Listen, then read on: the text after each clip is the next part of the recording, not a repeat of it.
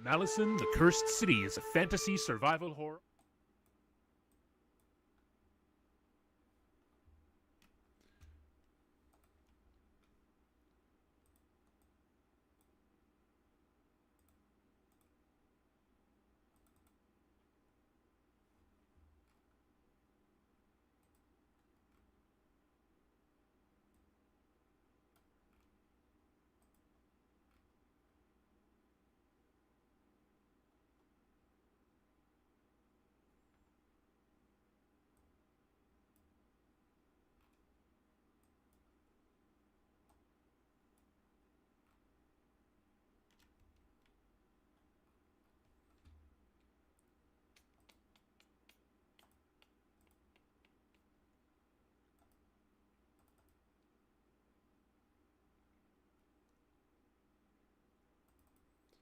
JUICEBOX.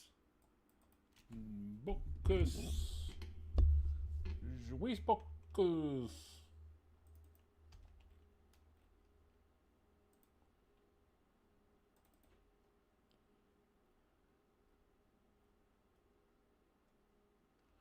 JUICEBOX.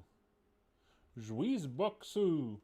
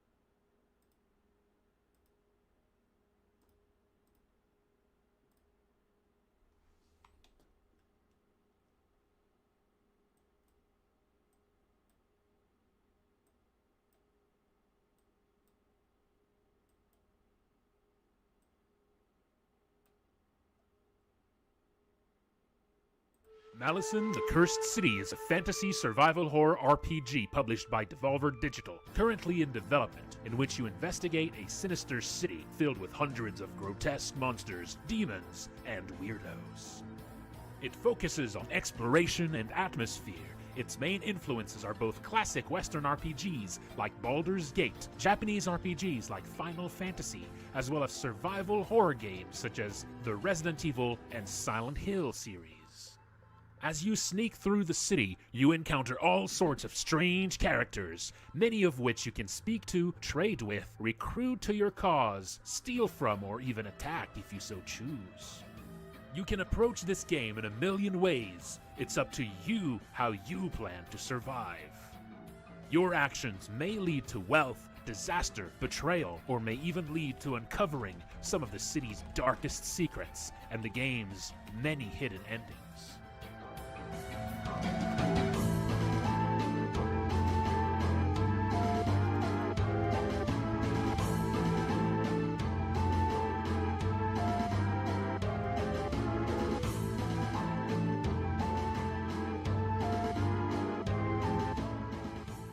The main character is no powerful hero. You awaken in the city transformed into a weak, frail goblin, and may need to rely on desperate measures for your survival. You will likely need help from other survivors you meet, and it is up to you to decide who you trust and recruit to your cause.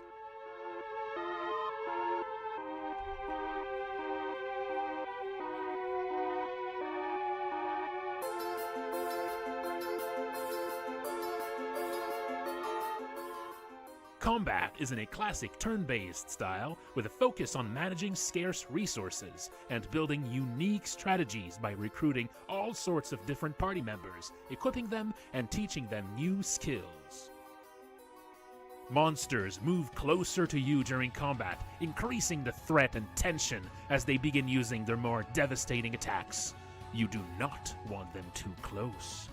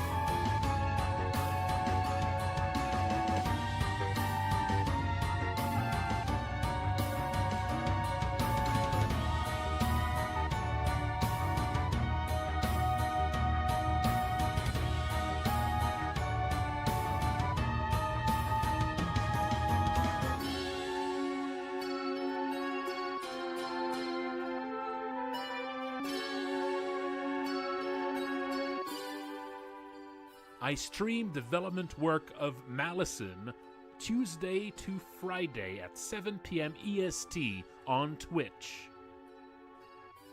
I also have new development update streams on Sunday nights at 8 p.m. EST. There is also a Discord you can join for the game. Check below.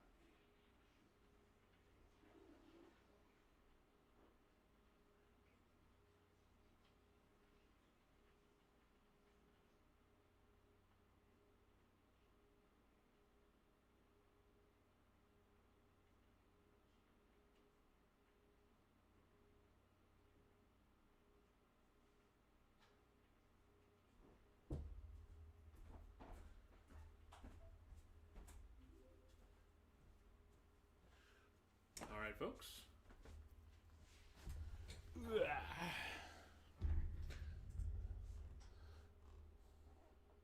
Malison, the Cursed City is a fantasy survival horror RPG.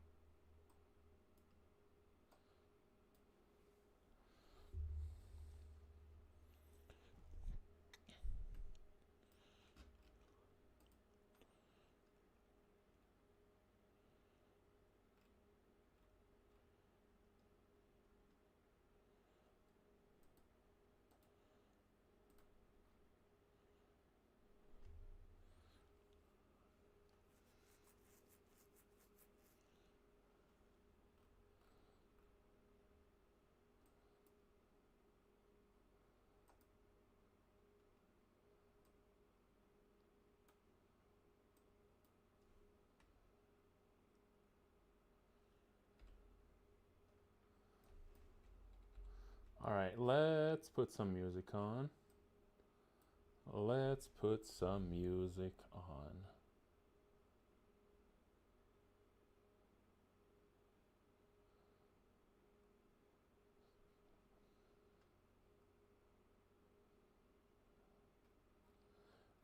How about like, how about some Yes? I'm feeling like some Yes. I got an urge.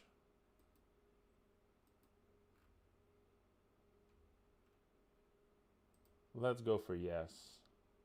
Gonna put on the Yes album.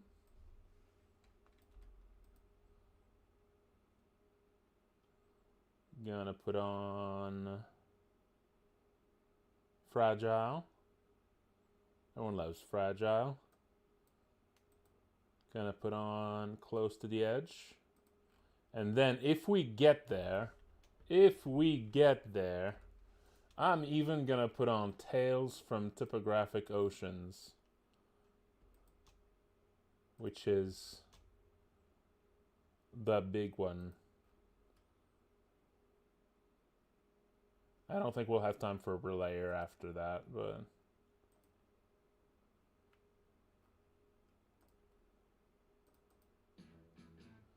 all right.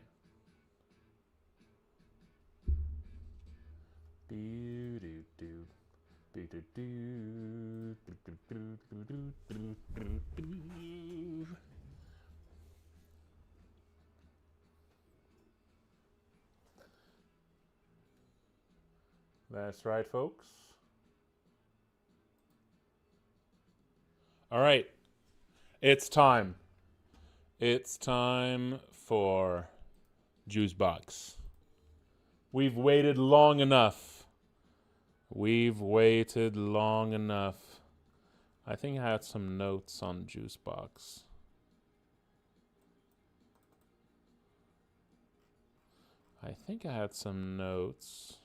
Yes. Okay. First, let's start by setting up the rules. The rules for this. Let's go into the classes here.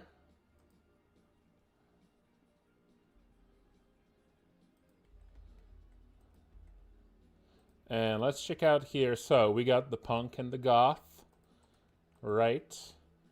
We have our punk, we have our goth. And at level 15, they now gain a new ability.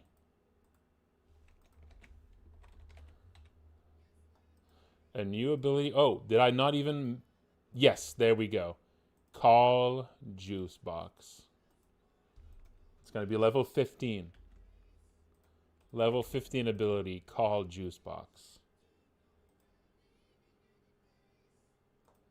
All right.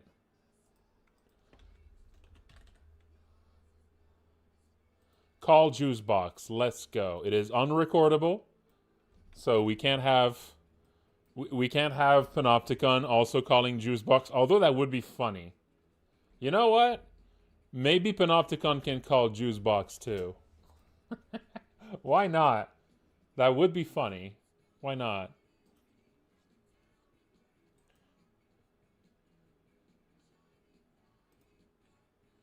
Okay. Let's add a common event. Did I already make something for JUICEBOX? Had I already started something? Nope. No, okay, so I can start a new one here. It's gonna be 268 call JUICEBOX.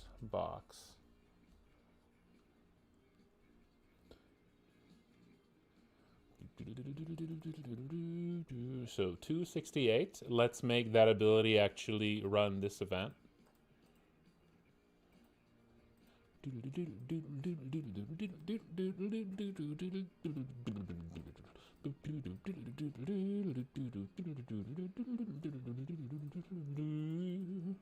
Okay, so how much NP should call JUICEBOX cost?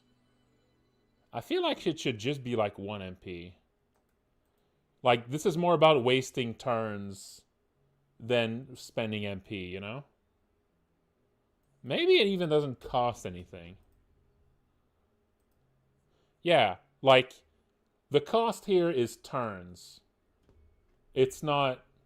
Although, you do get something out of it. You do, like, you can sometimes get resources out of it. So maybe it should cost 1 MP, just to make sure that you're not getting it for free no matter which one you get. Yeah, I think 1. 1 is fine. Yes, JUICEBOX is a summon. That has always been the plan. JUICEBOX was always meant to be a summon. It was just too complicated. So I always set it back. I always, like, you know, I never... But yes, that has always been the plan, for JUICEBOX to be a summon.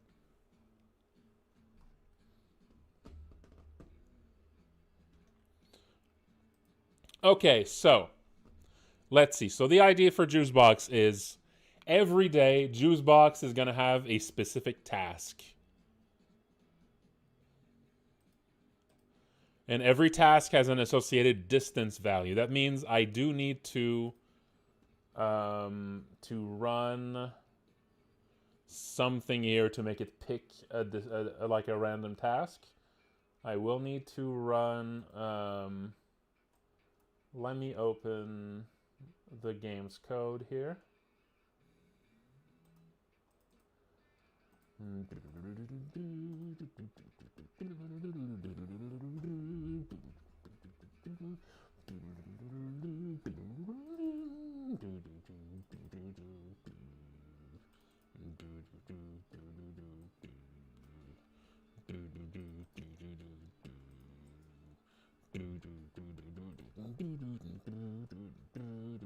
So had I already written something here for JUICEBOX? I forget. Nope. Nothing for JUICEBOX here. All right, then.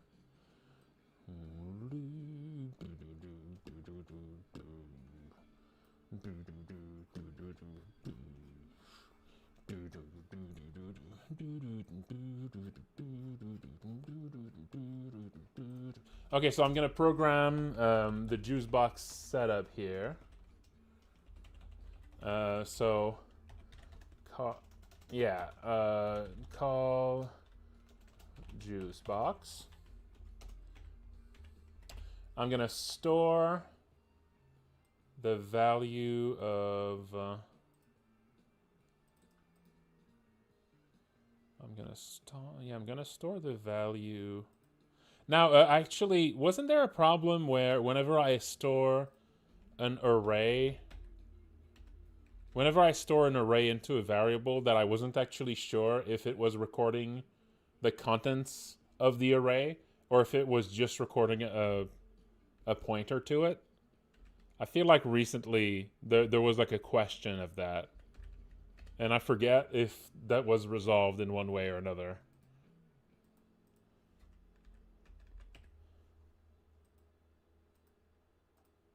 Well, whatever. For now. JUICEBOX state. Actually, maybe here. Yeah. So I'm gonna use a few variables for this. JUICEBOX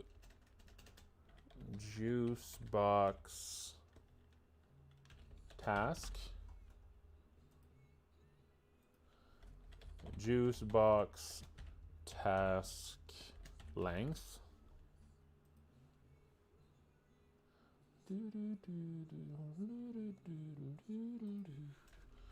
JUICEBOX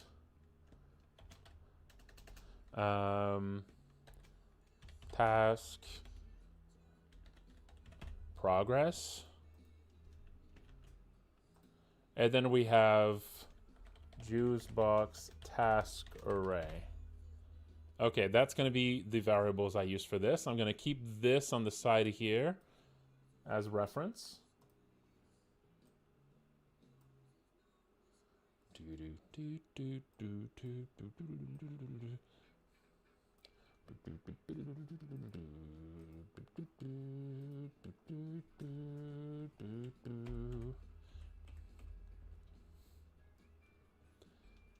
All right, so here, let's first grab the current array.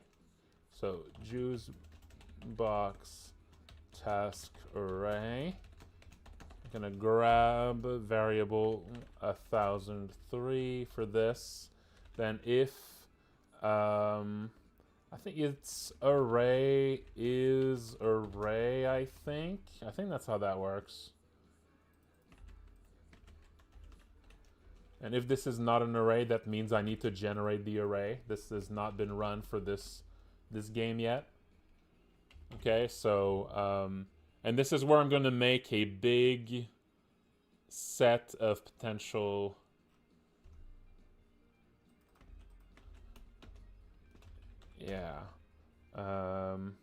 JUICEBOX task array push.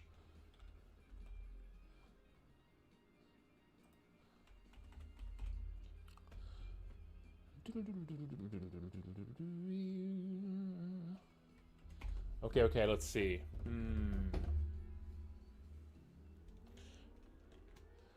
Okay, let's add all the different tasks that JUICEBOX could be doing at the time. There's gonna be more of these, but let's get. He's getting coffee.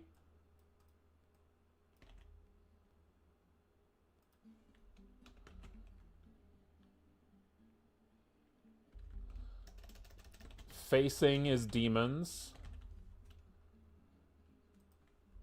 He's facing his demons. He's in labor.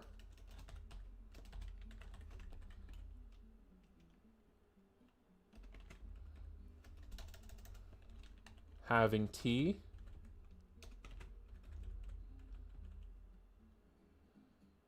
He's burying a body. He's burying a body.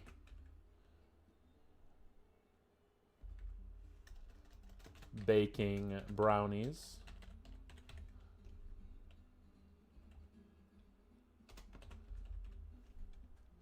Oh, I might make these arrays, actually. Yeah. Yeah, so this could also hold the number of... This could hold also, like, the number, like, how long each action takes, right?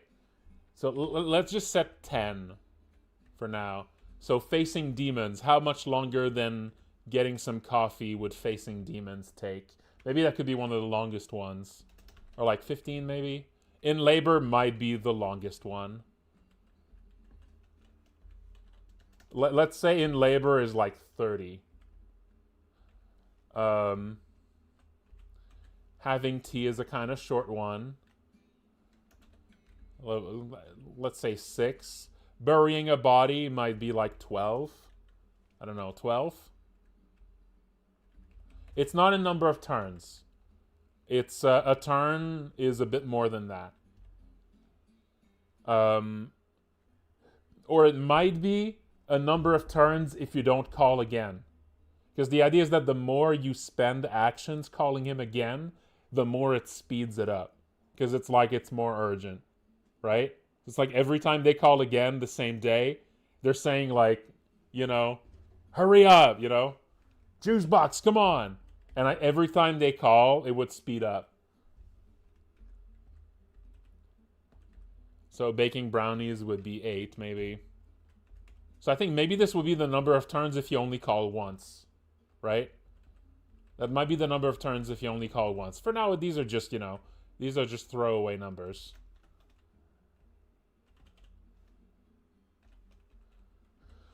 Let's see. Card tricks. He's practicing card tricks.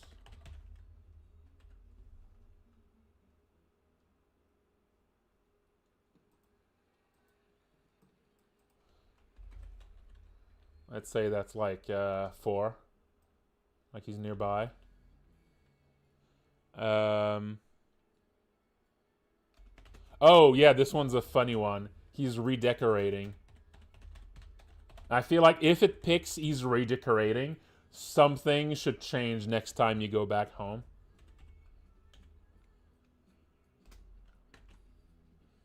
Like some visual thing should change in your home after you call and it says that he's redecorating. The bit would be, he says he's redecorating. I'm not sure what that means. Oh, he says he's nearby. He's at your place. That's funny. That's funny. That's funny. Oh,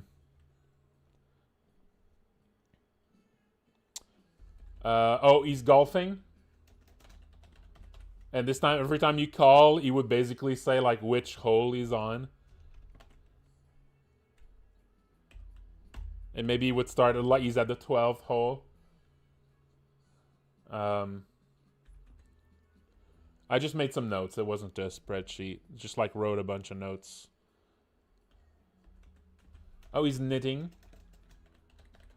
And he's going to bring you, like, a scarf.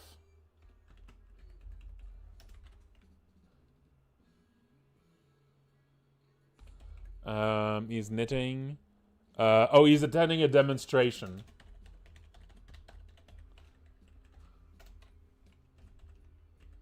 Protesting. He's waiting in line for his passport. Damn. I have to do that myself.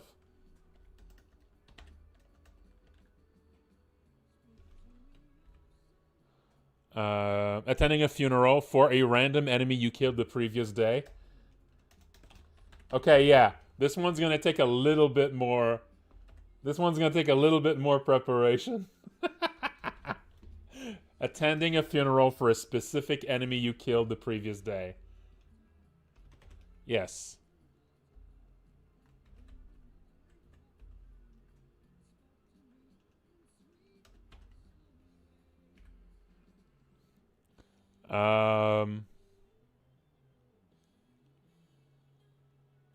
Okay, and he's at the jewelry store. Okay, that's a good set. That's a pretty good set. That's a pretty good set. We would need a bit more though. I think we would need a little bit more than that. Although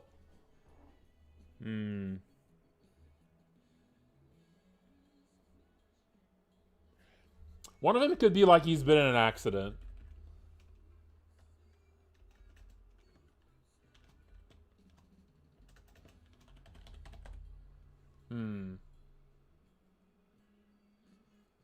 Yeah, we could add more later. We could add more later. For now, let's just go for like this rough number. The jewelry one is that he's gonna propose to you. He's getting a ring. And is gonna completely take over like the battle. That's the idea for this one. He comes in, you're like half dead. You're about to die. You're about to lose when you're fighting like a god or something. And he shows up and the fight completely changes tone. And then he proposes and it's a whole thing. And then you die. I think that's the potential for that is really fucking funny, I think. The potential for the juxtapositions there could be really, really good.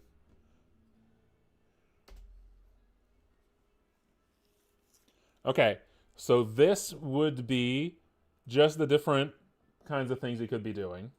All right. Now, we're just going to start with this. Maybe I could have like little indexes here as well. So that way if I changed their names, it wouldn't be like, I'm not going to be using the actual names, like the actual string names to refer to them. That way we can just change their names without breaking anything. So it's just kind of be their labels. So this is 10. This is 11. 12, 13, and 14. So that's like 15 different things, which is pretty good. 15 different things means if you somehow call them every single day, you would always have a different one. And now I will scramble these. And this should only scramble it once because this only creates this the first time you run it. So I should be able to do... isn't there like a shuffle JavaScript array shuffle? Let's just look it up. JavaScript array shuffle. How to... oh, do I have to... It does not have a built-in... did I make a shuffle? I might have made a shuffle. I might have made a shuffle function. Oh, yes, I did. Okay, good. I did. Okay, good. I hope it's good. It's probably just okay. Okay, shuffle array. And then JUICEBOX task array. There we go.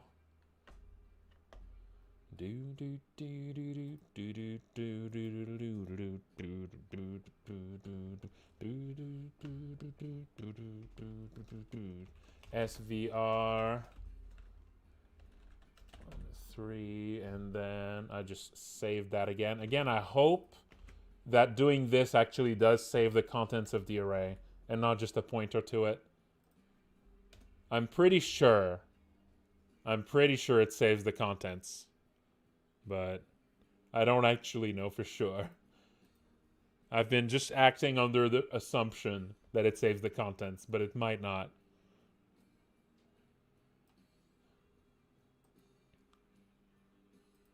Okay, so now every time you play the game, it's going to scramble. It's going to scramble these.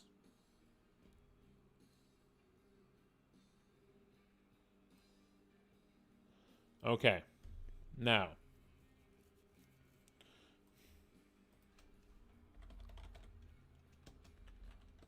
next task index. This one starts at 0.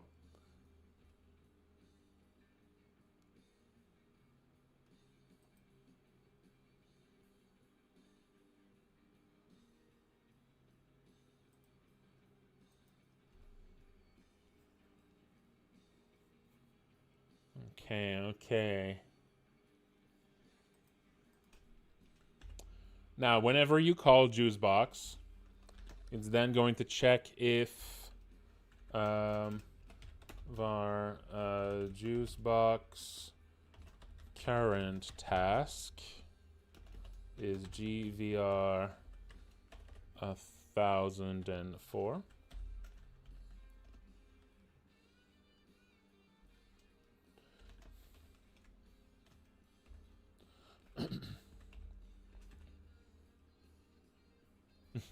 It says JUICEBOX.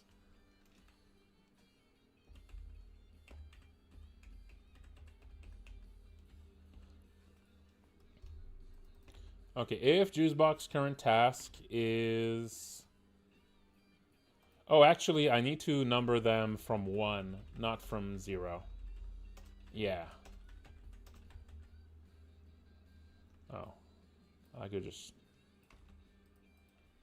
do that. There we go.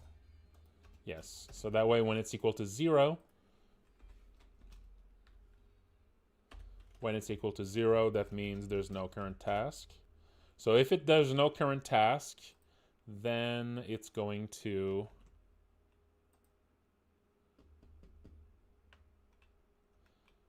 it's going to grab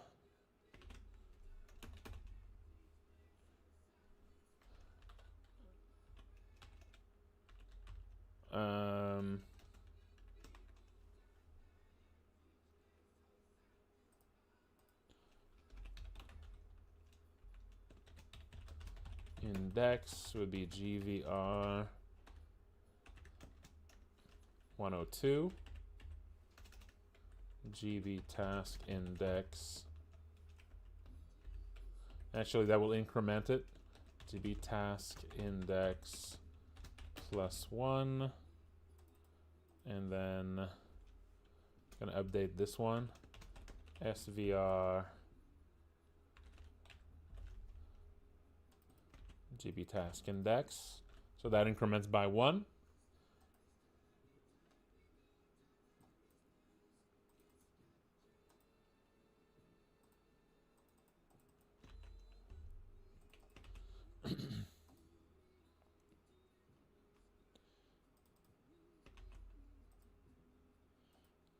Okay.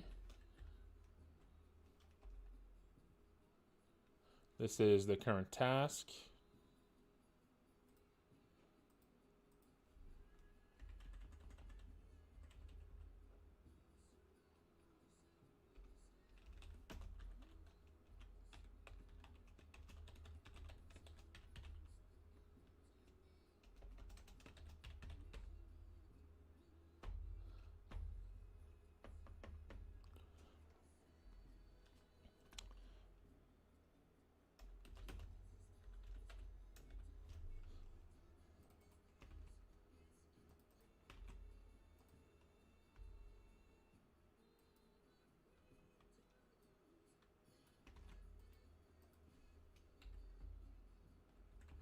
And all we are saying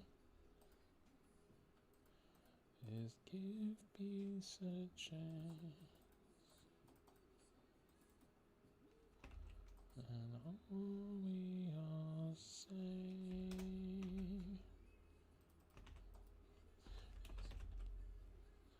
do do do do do do do do do. Do, do, do, do, do, do, do, do. Okay, there we go. So it saves the current task where we are at in the list, and then the upcoming one. Yeah.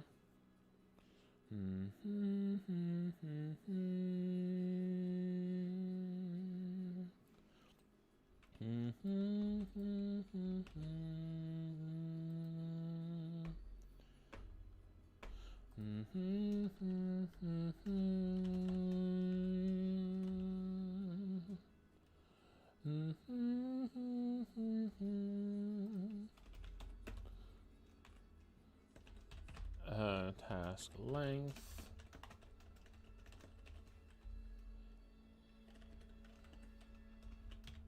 GB task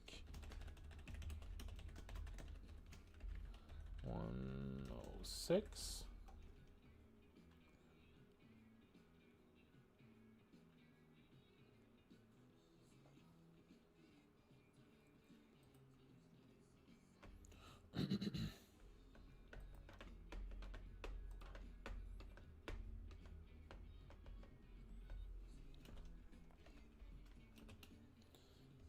Okay. So the current task is this.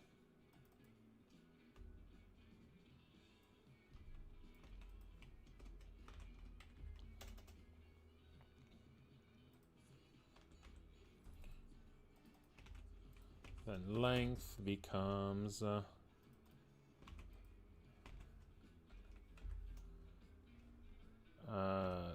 2.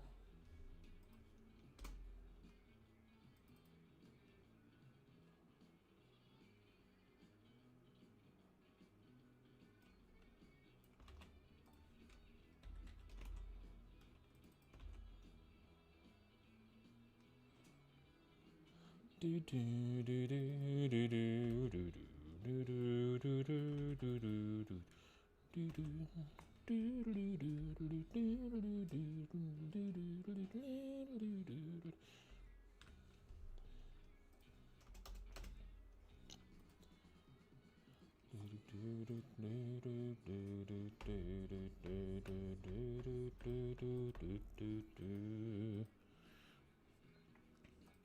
Okay. Oh, also maybe JUICEBOX task speed.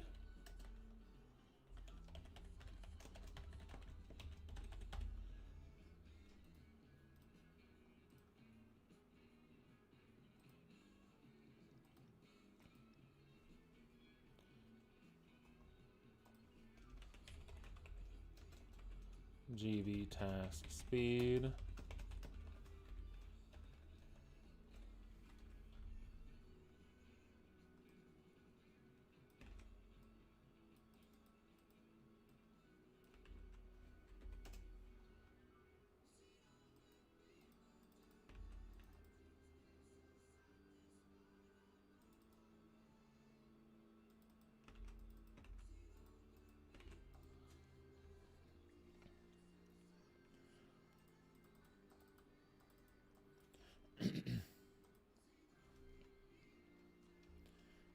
Okay.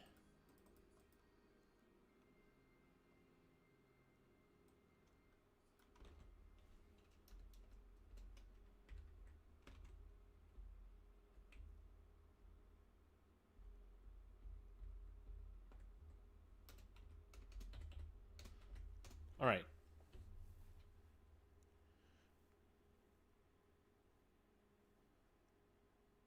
So this is where this would be grabbed.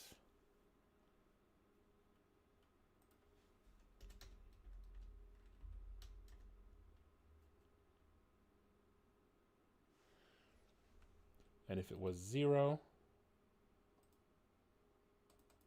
then it would grab a new one. Progress would reset to 0. Speed would reset to 1.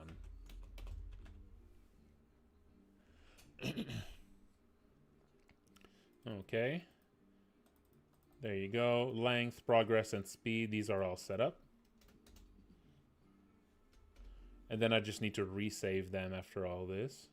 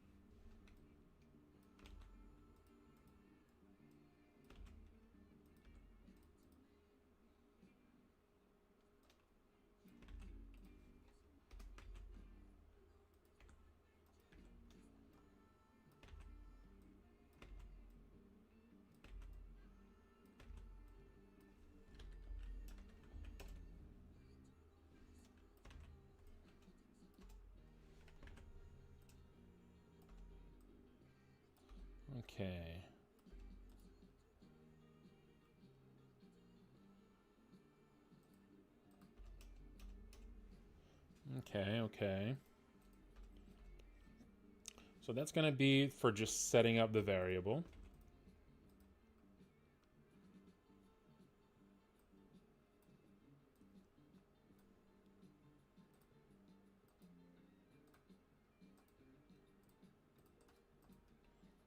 So when you call JUICEBOX, it's going to run that.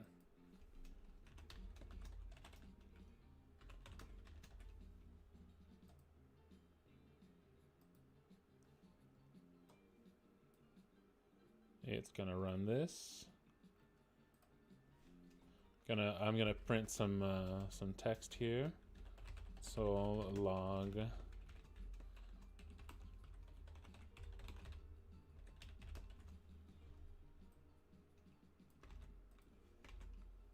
new JUICEBOX task.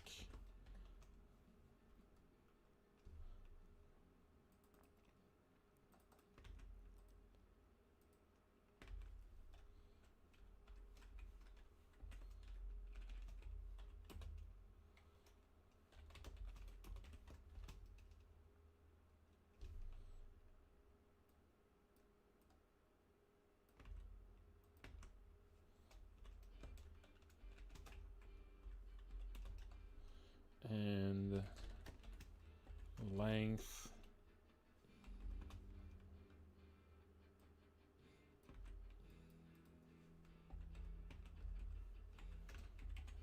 There you go. So that's going to say.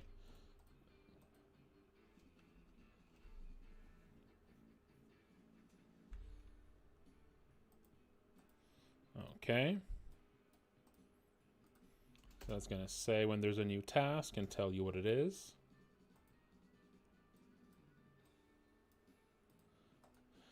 Then I need to have a...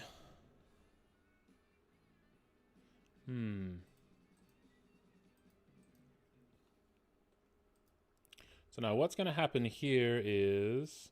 So first I need to differentiate if it was... I need to differentiate...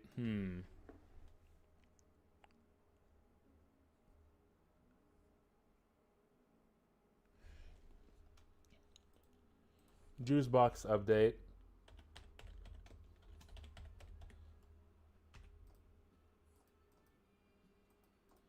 Okay. I mean, you're only going to get update when you call. Not when... yeah. So when you call...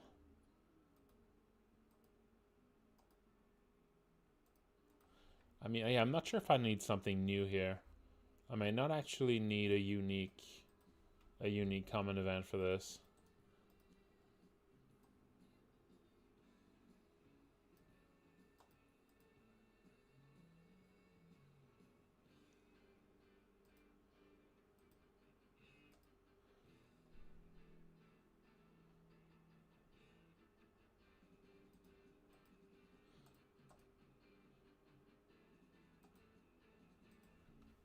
Yeah, no, okay. JUICEBOX event text. So this is going to be the JUICEBOX event text. Is going to run just after that.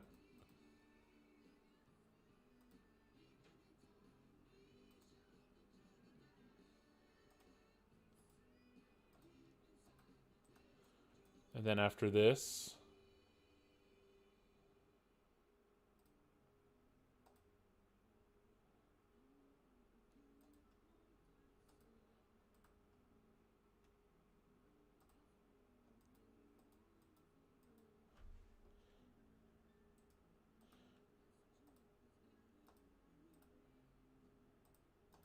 actually the speed is going to go up by 1 here.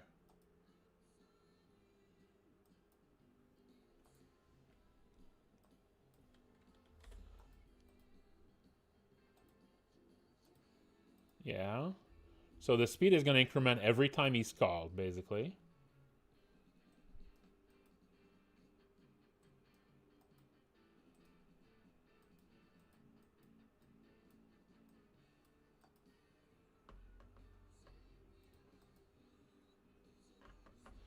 Okay.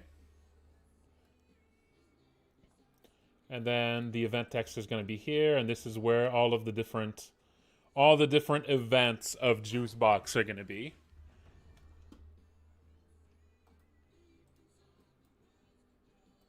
So here, I'm going to have JUICEBOX task.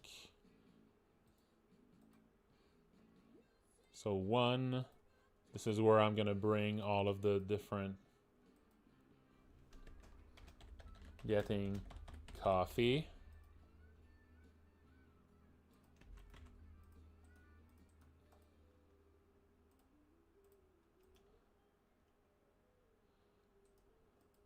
Facing demons. Actually, I'm just going to put some text here just so that I can see the, I can see like the different progress here.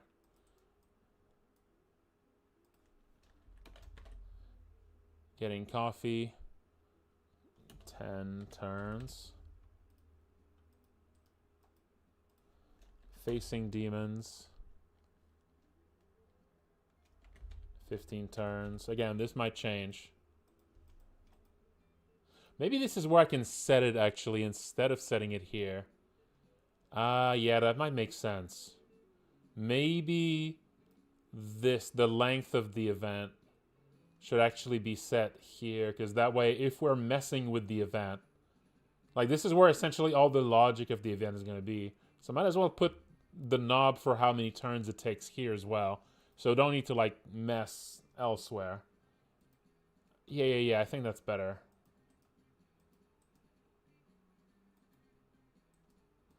So basically, if the time left, if progress is 0, that means this is the setup.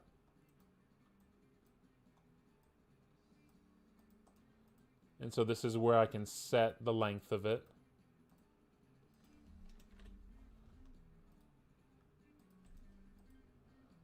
There you go. So that way all the relevant variables are set up where is irrelevant. So I don't need to set it here, so that way you only have one thing to update.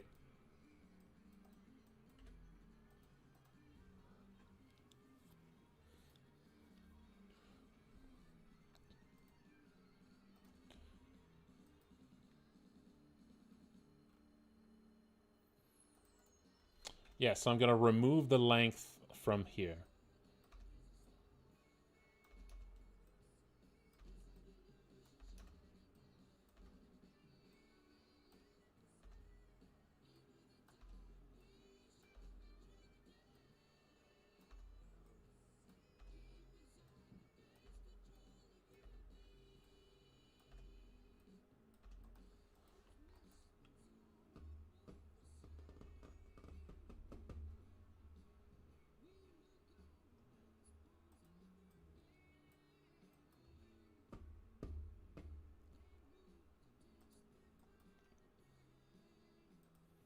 So facing demons is this one.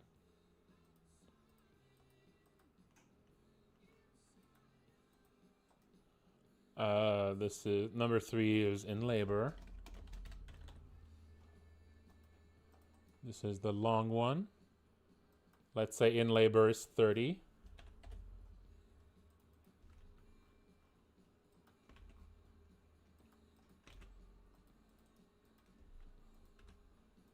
Then number 4 is having tea.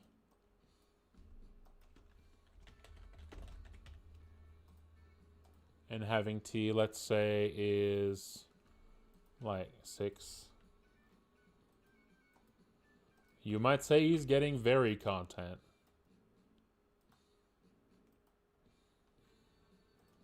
This one, he's burying a body.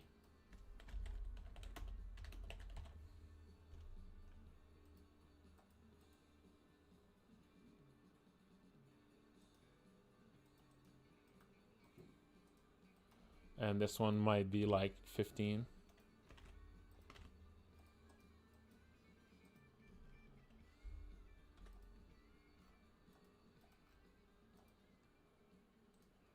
Practicing card tricks.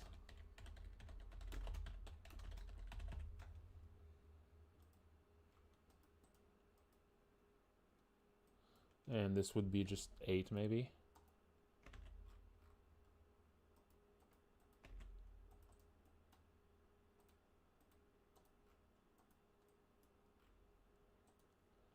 Now he's redecorating.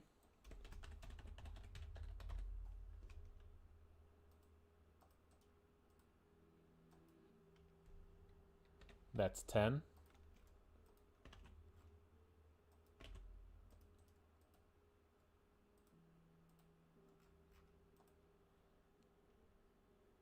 Then he's golfing.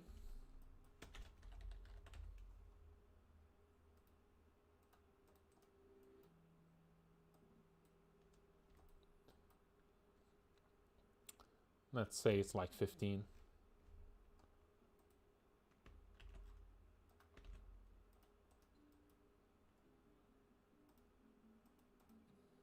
And task number 9. He's knitting.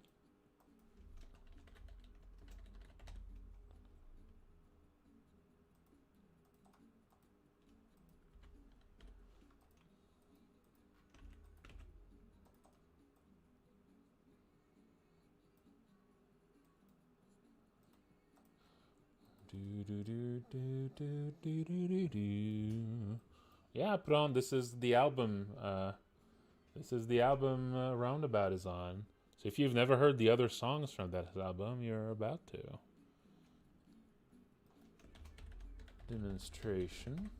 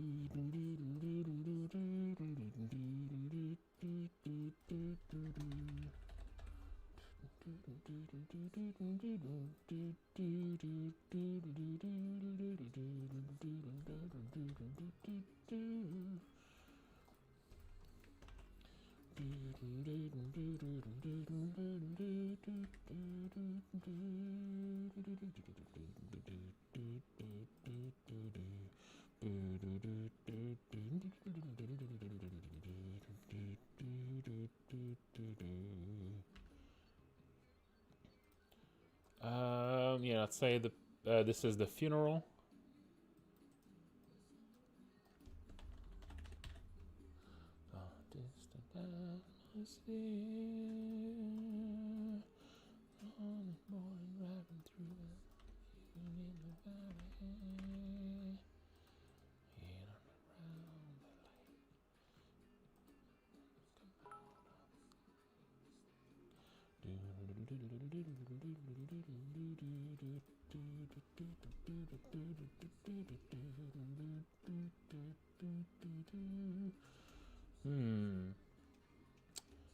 Does JUICEBOX play Mazes and Wizards? I don't know. I don't know.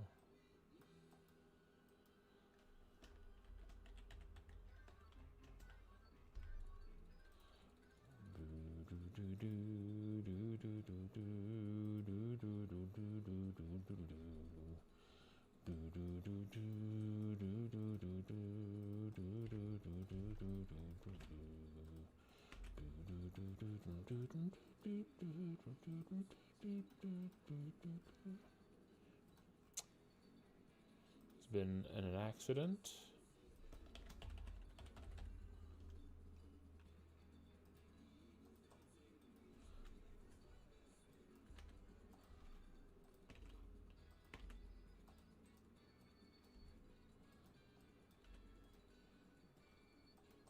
And then brownies.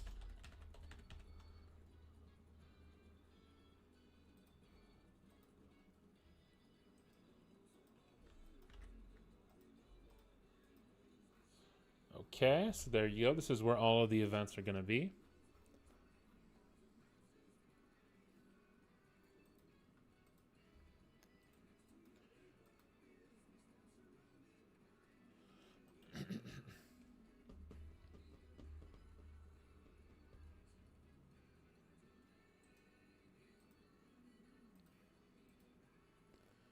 And then progress is going to go up by 1 as well every time you call. So every time you call, speed and progress go up. Yeah, speed and progress go up. And at the end of every turn, progress goes up by the amount of speed you got.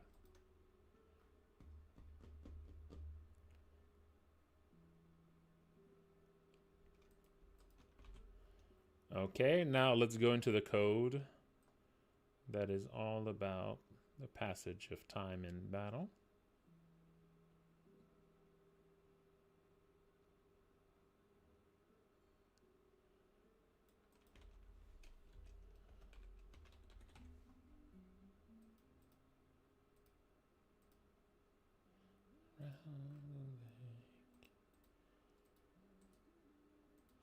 There we go.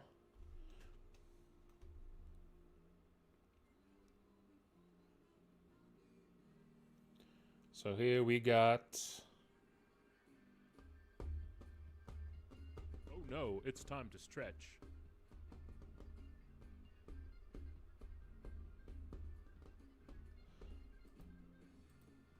All right, I'm gonna go make me some tea in just a moment.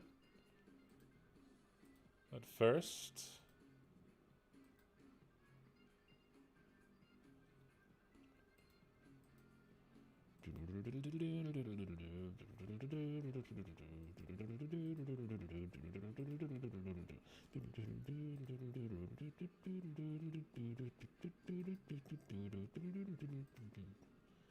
so if it is bigger than 0, that means there is a current task.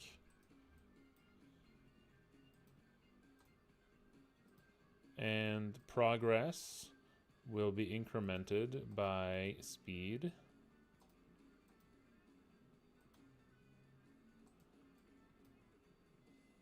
And if progress is bigger or equal to task length,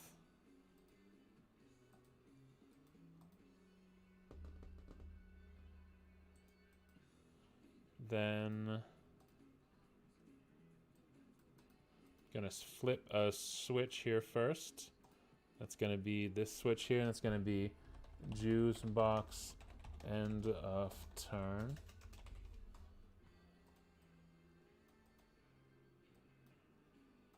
Turn this on here. And then I'm gonna run the same event.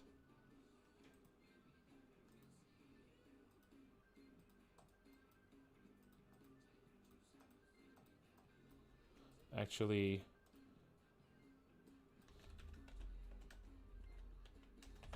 arriving.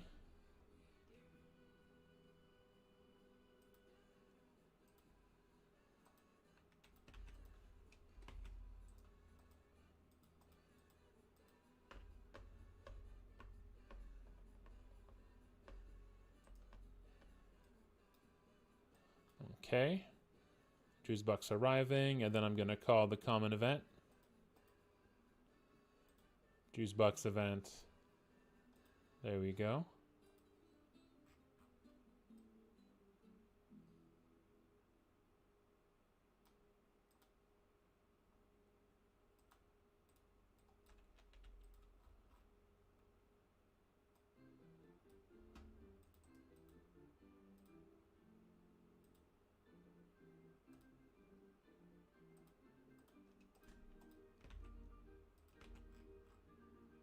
So this is gonna show the logic.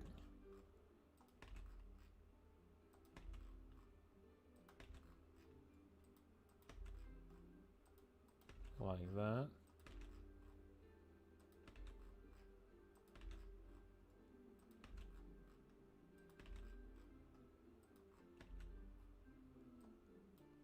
Also, when you call JUICEBOX, if JUICEBOX is currently here, that should actually do something different. So if, yeah, this is only if, this logic here is only if progress is less than task length.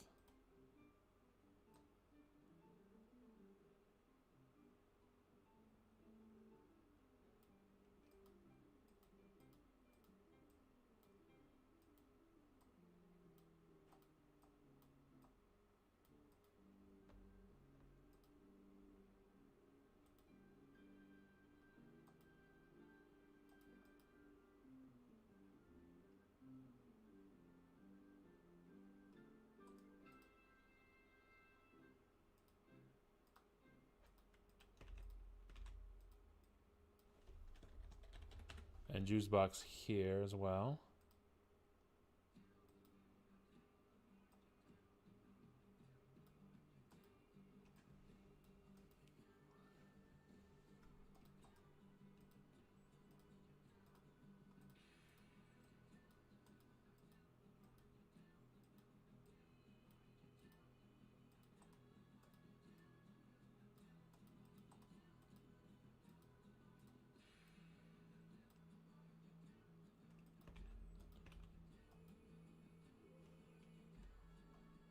Okay, maybe this.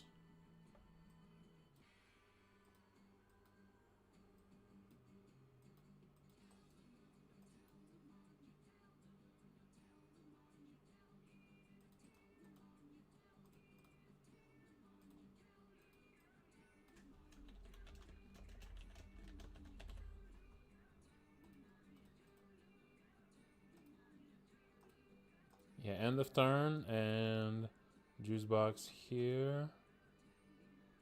Yeah, there we go.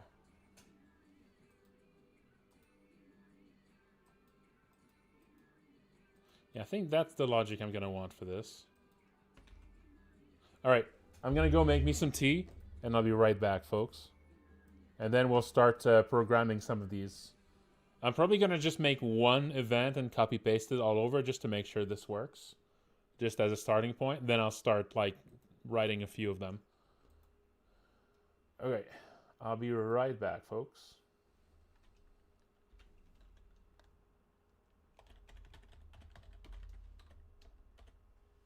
I'll be right back.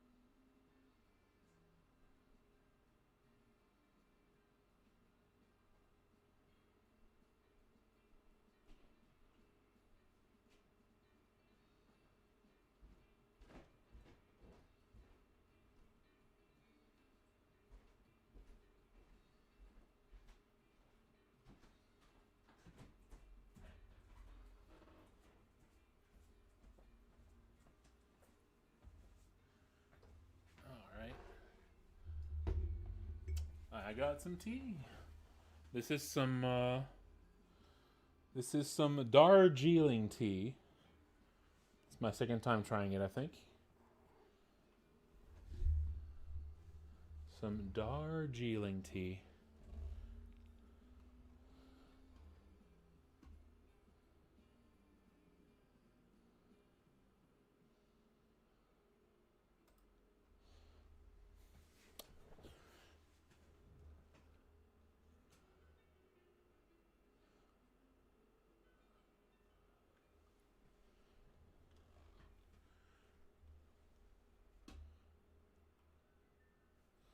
Okay. Yeah, none of these are loose leaf. It's all tea bags. And it says 3 to 5 minutes. 3 to 5 minutes. Okay, so now I need to make it that when we call JUICEBOX, I need to know who's calling JUICEBOX since there's 2 characters that can. Let's see. What is the thing to grab the latest character that's acted? Okay, this one. Last actor ID to act. There's the one.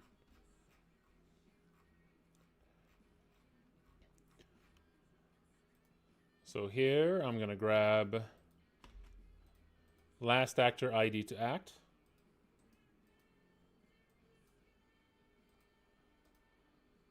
And here can either be 15 or 16.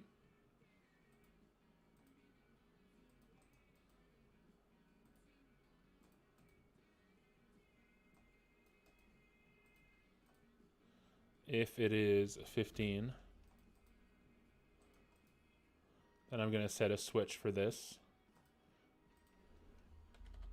JUICEBOX Zarya calling. There we go. And otherwise it's going to be false, which means Monty is calling. Actually, wait, no. Technically, some others can call too. Right. So if it's 16,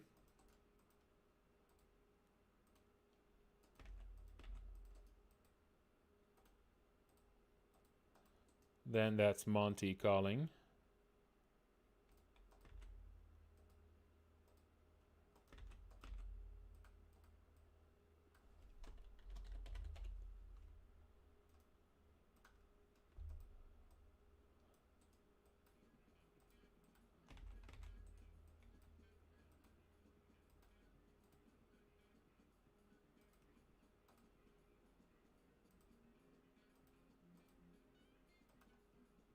Yep, 16 Morton, 15 is Zarya.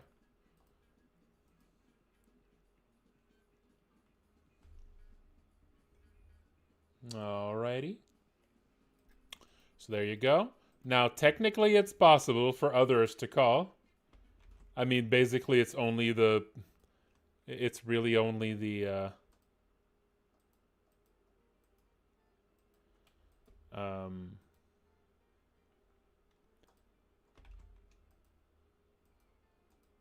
it's really only Panopticon, but, I mean, there might be some others, too. But for now, that's just gonna work. Wait, Monty's 14? Oh yeah, Monty's 14, you're right. Whoops. I was about to fuck up again.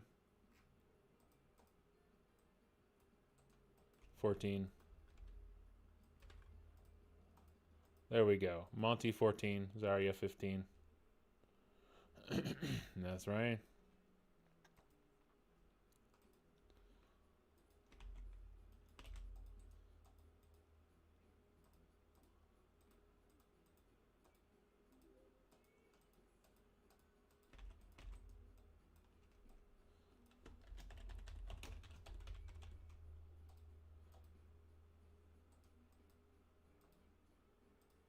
Now we can have a global start for Monty or for Zarya.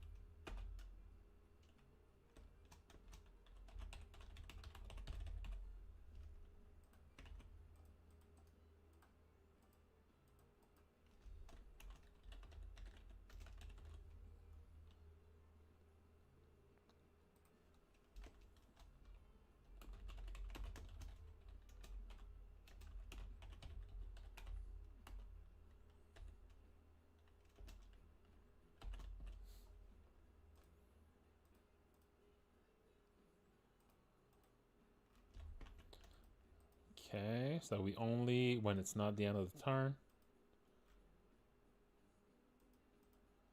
Let's grab some.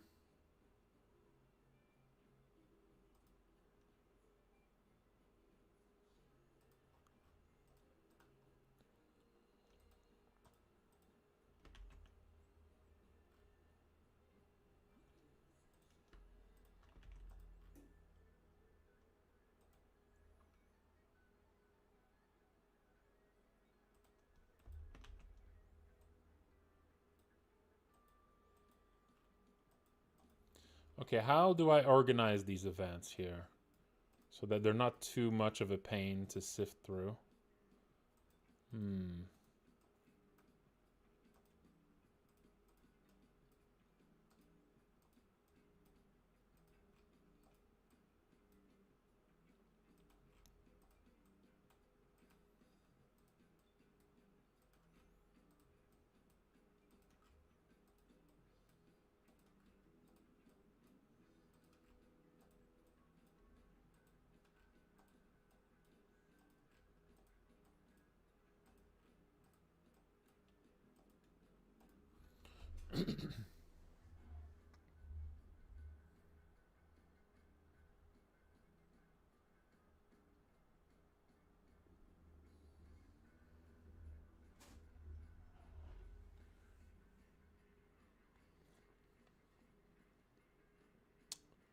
Oh, that's good.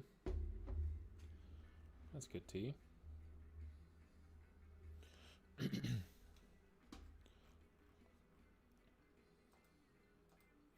Okay, so how do I organize this? So at first, there's the global text, and there could be some randomness to these later too. Then we have the setup here.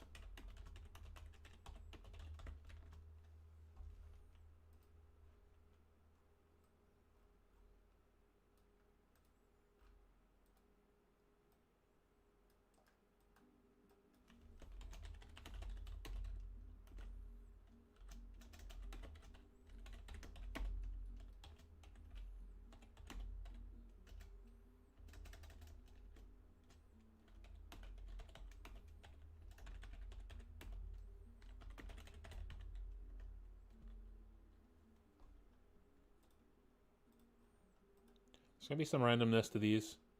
Like the first line and the second line could be sort of both randomly picked from a few different possible ones here.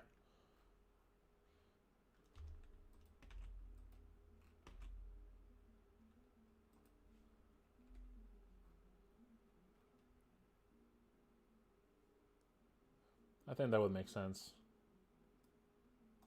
Yeah, a little bit like that.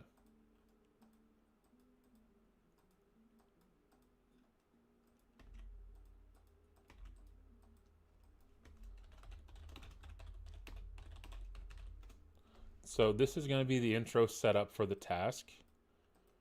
So they would all have a unique thing to say if they're the first to call.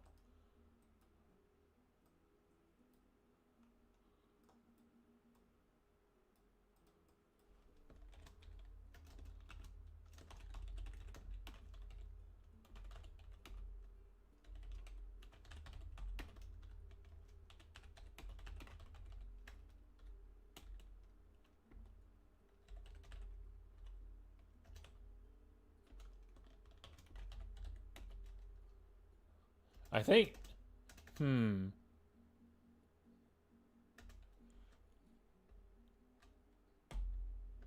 what kind of coffee would Monty ask for? I think he would be like, "Hey, give me." Like I think he like smugly asks for black coffee.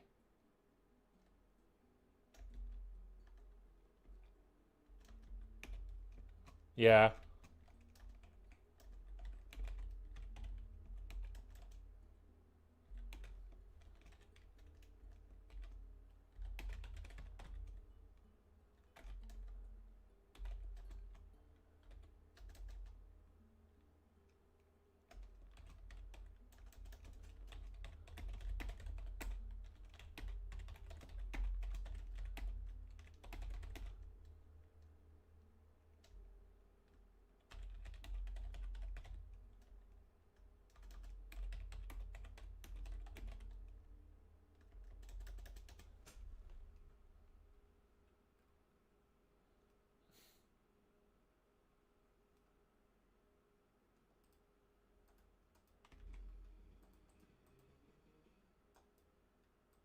And here you'll be able to decide.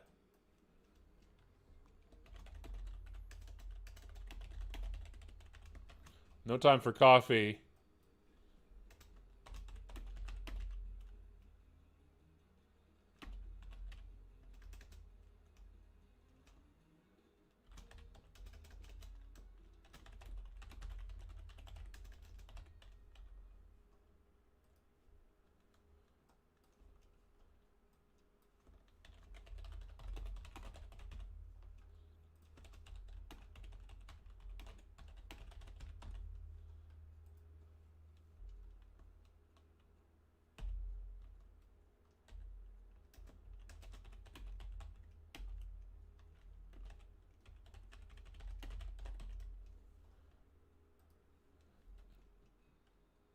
Give me an espresso shot.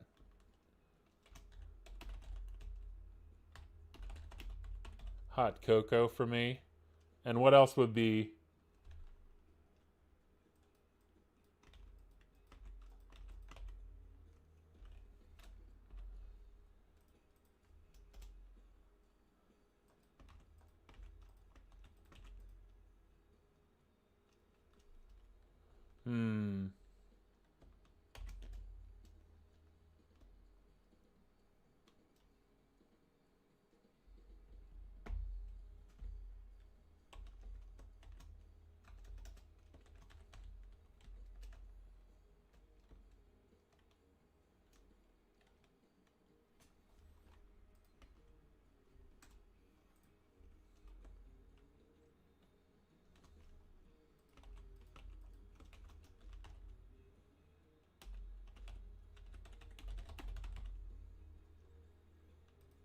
Black coffee for me.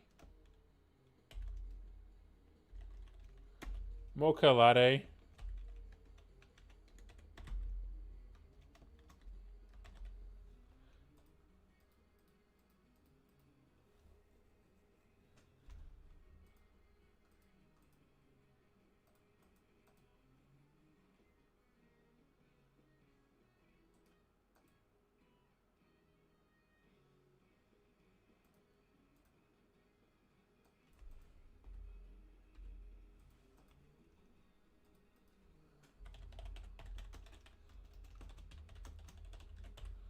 JUICEBOX task option.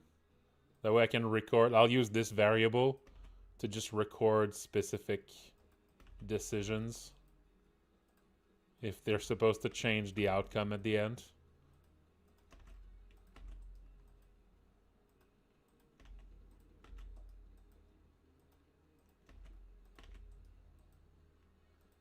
If Zarya's the one to call here, she's not gonna ask you. She's gonna call him stupid. You know? She's gonna call him stupid for doing this and just say, get over here. Basically as if you said no time for coffee.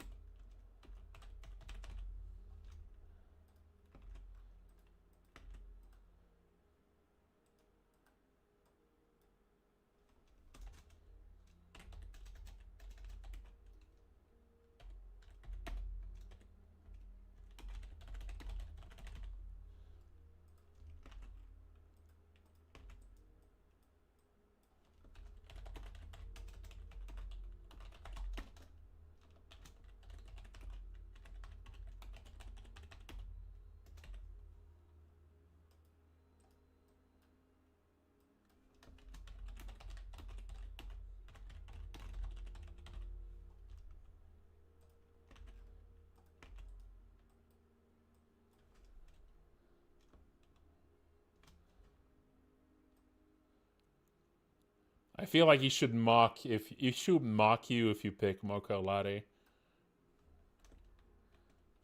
Princess over here.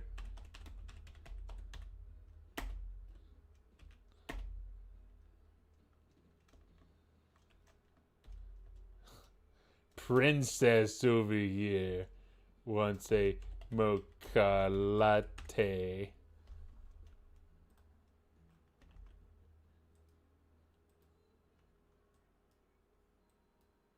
That's right.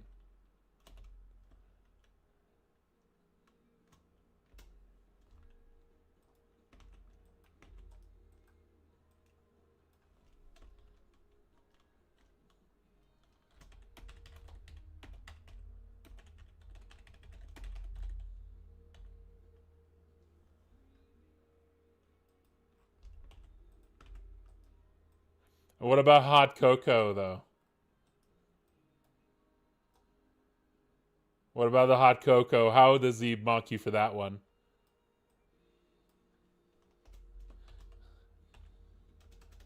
Maybe he calls you a child for it. Maybe he could respect it. It's true. I think I'll let Eric decide on that. Eric has a better grasp of their characterization, so a lot of what I write here is probably going to change. Yeah, it could be what are you 12, sure.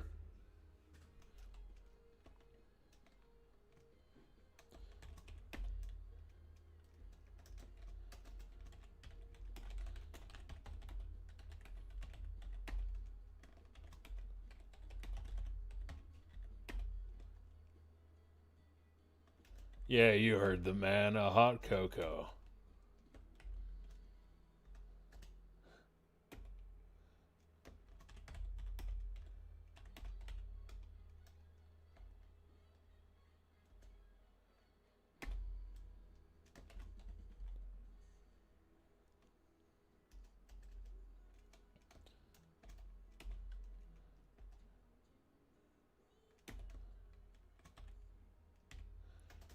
What would be a funny way for him to mock him, but, you know, without dwelling on it too much?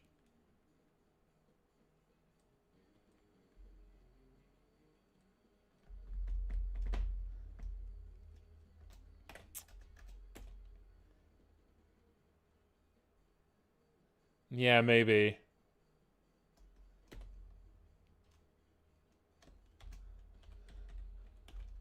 Fully grown man. Fully grown man over here. Ask them if they got...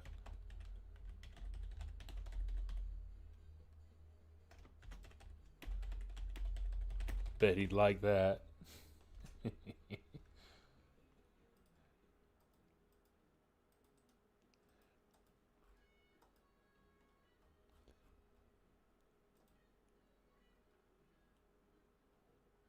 All right, all right. If you say no time for coffee, it should actually get a little faster. I feel like it should actually be a little faster.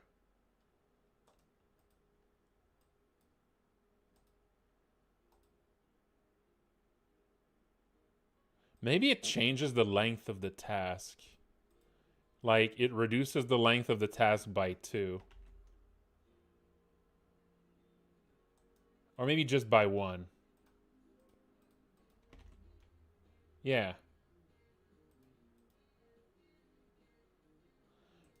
No, actually, no, that's going to be more of a mess. So maybe just like... No, just the progress is going to advance by 1. And mocha latte would actually reduce the progress by 1. Because that's like longer.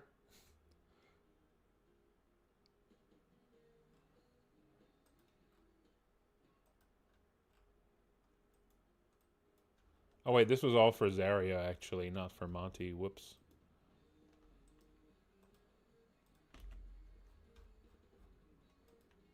And if it's Zaria that answers...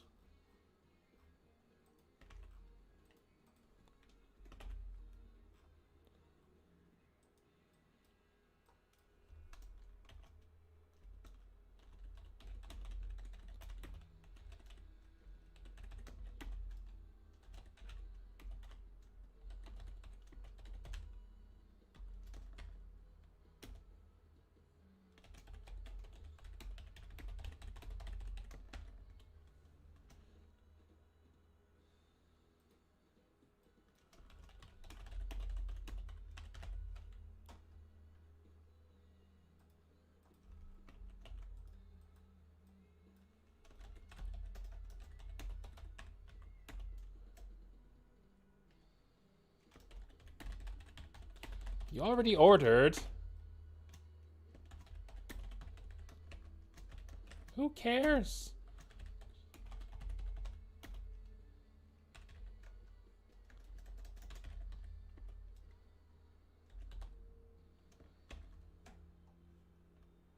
Just walk out.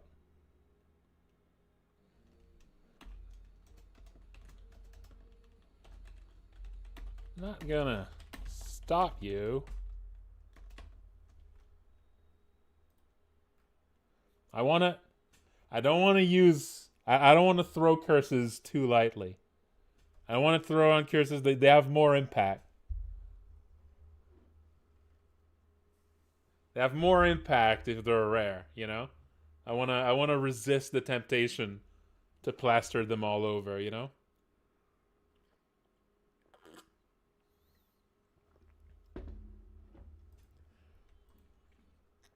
And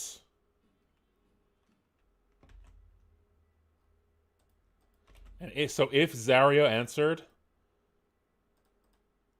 actually adds 3 to the no, not to this, to the progress. So JUICEBOX is actually going to get there way faster.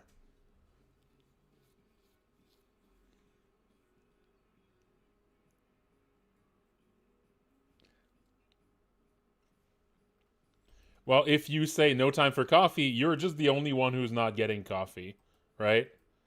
So that's just speeding the task a little bit, but not by much.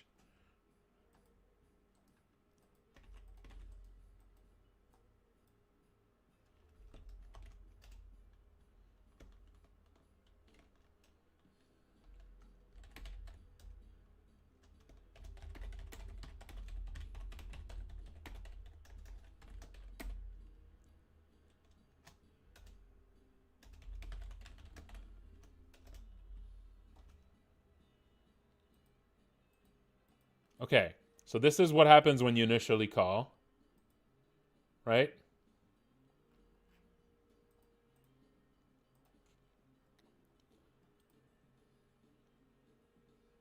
That's what happens when you initially call.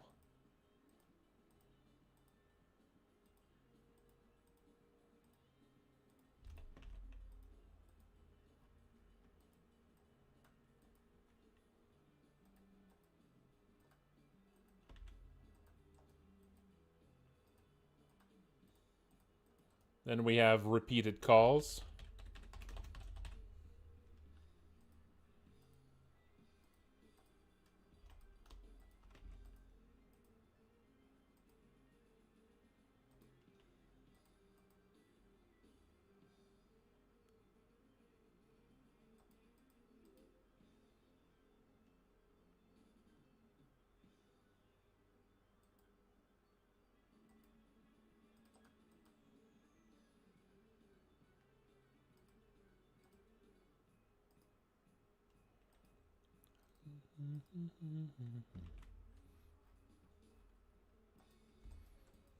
And then we're going to have, there can sometimes be different messages here based on how close he is from getting there.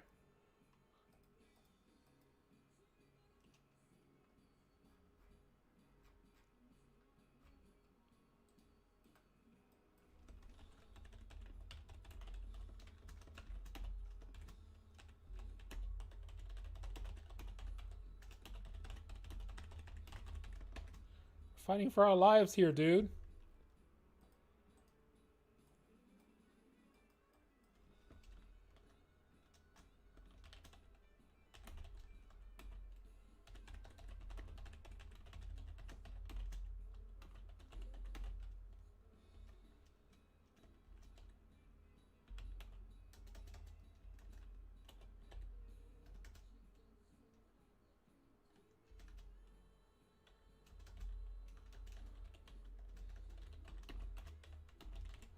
No, dude, take your time. No, dude, take your time.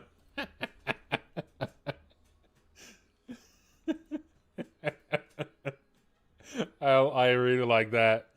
I really like that dichotomy here. Nah, dude, take your time.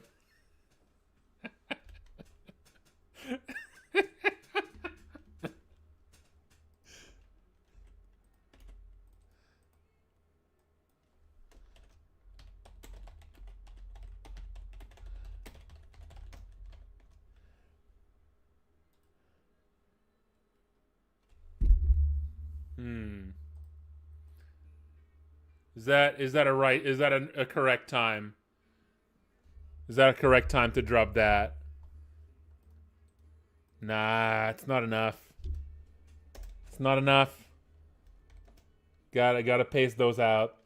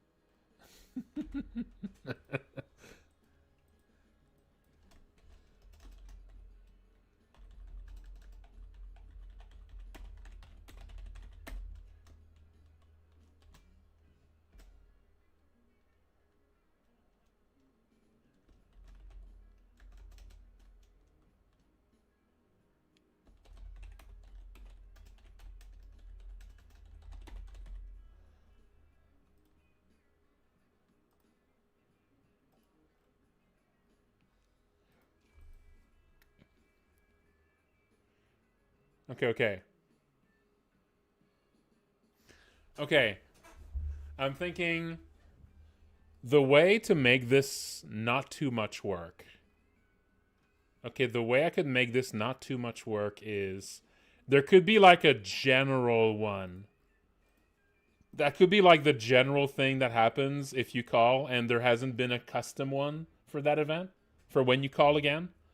There's always going to be a custom one for the start of the event because that tells you what the event is. But when you call again, I think there's going to be a generic one, right?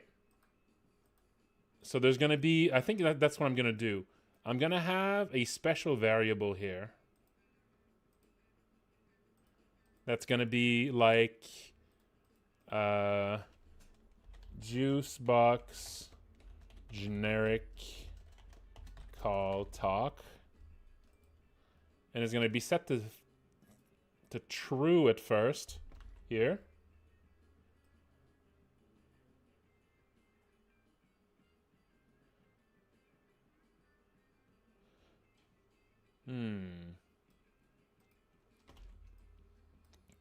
And then if all of this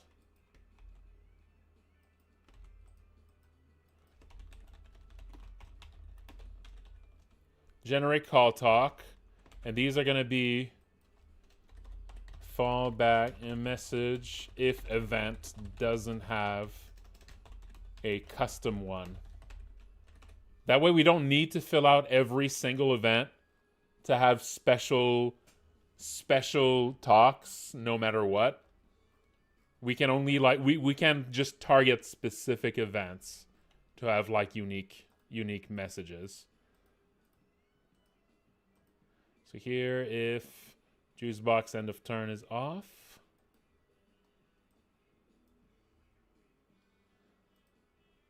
and if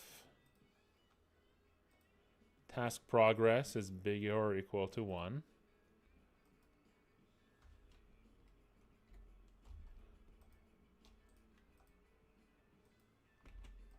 there we go.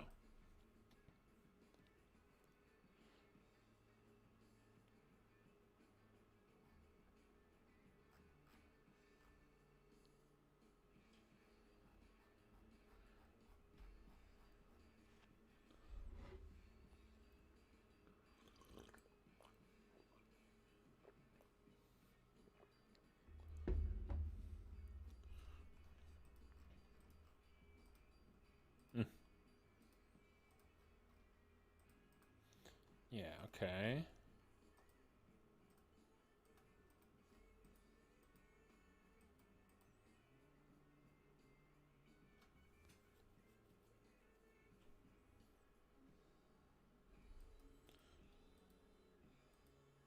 Now let's write a coffee specific one here.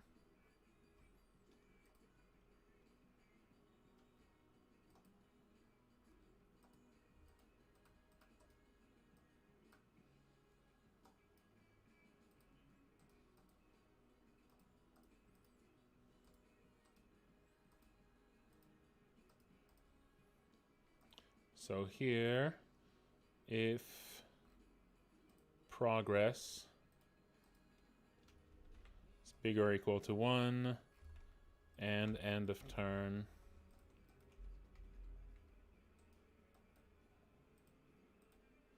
is off, that sets generate call talk to on.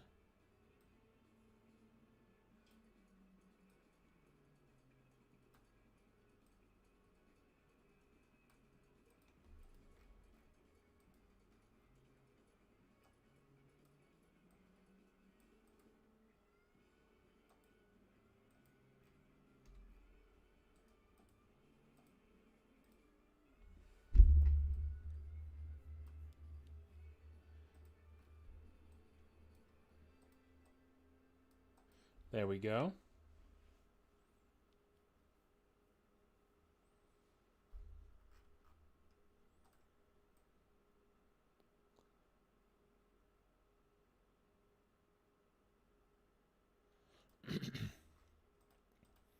So generate call talk, and set to true here.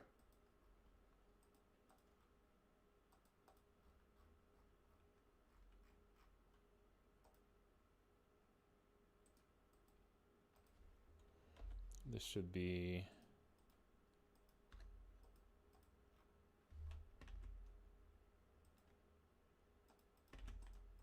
zero. 0 for nobody got a coffee. 1, everyone got a coffee except you.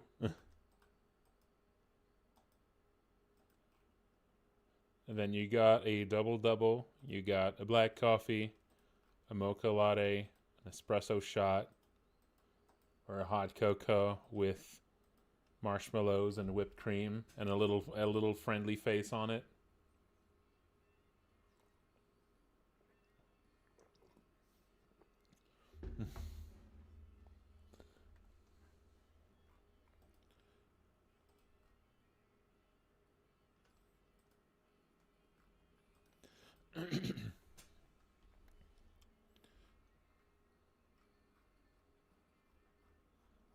Okay. All right, so let's make, if you call again for the coffee, let's just decide that this one gets an extra.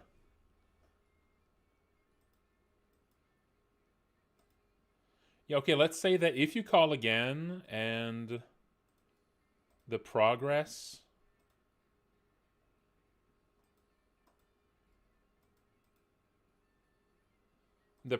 is less than 4, that means that you chose to order a coffee and they're not done yet.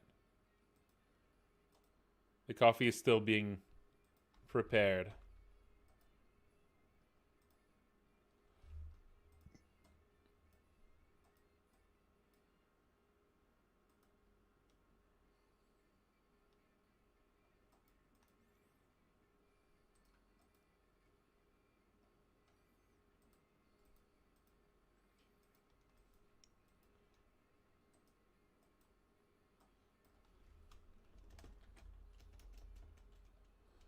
Which means that you initially called with Monty and then Zarya called afterwards.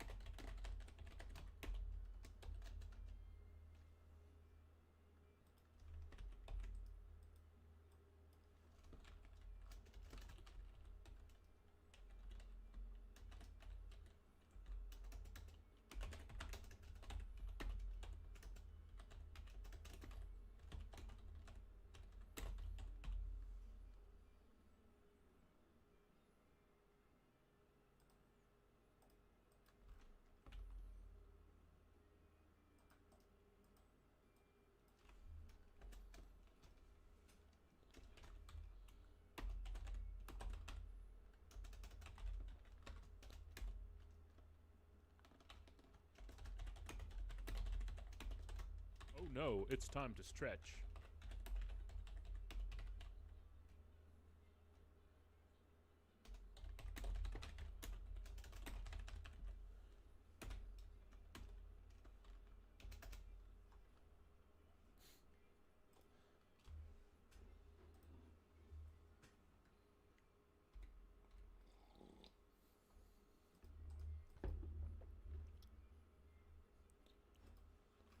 Hmm.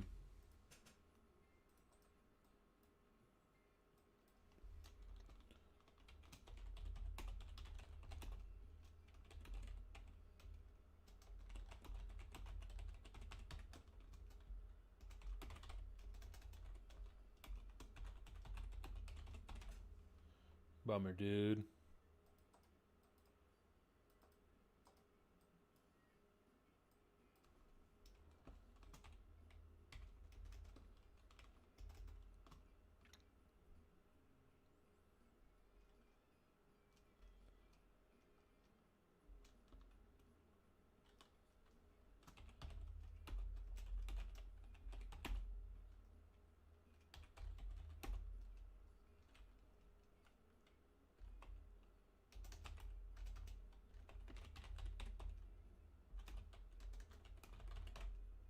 Yeah, we're still in danger.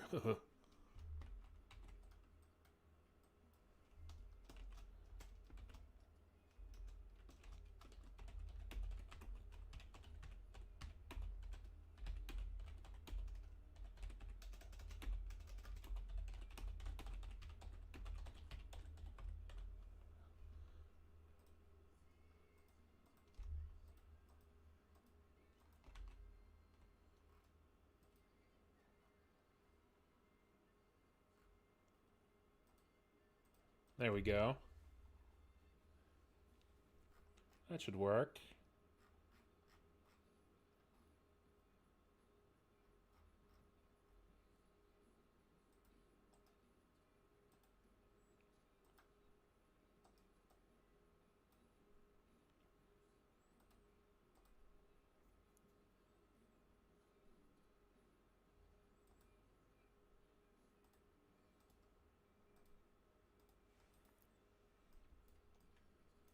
And I just need to call this every time there is a special talk.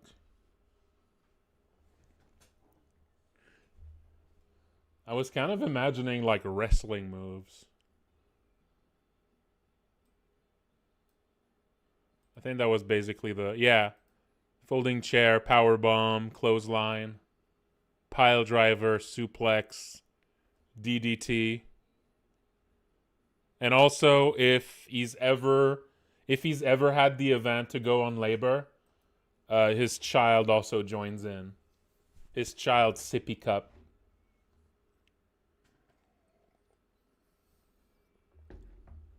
Yeah, joins in for a double team.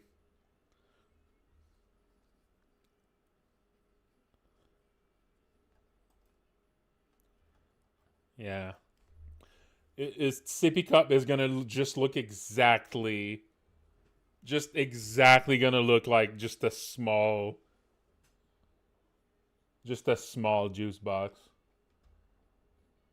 Just a juice box with juice box but small. Just exactly.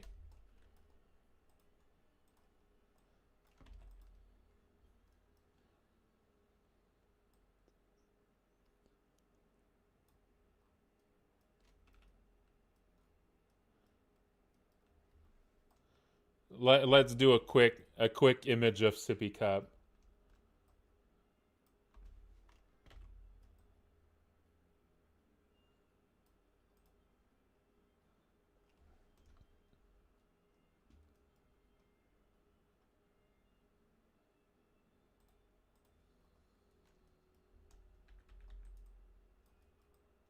With no backpack too.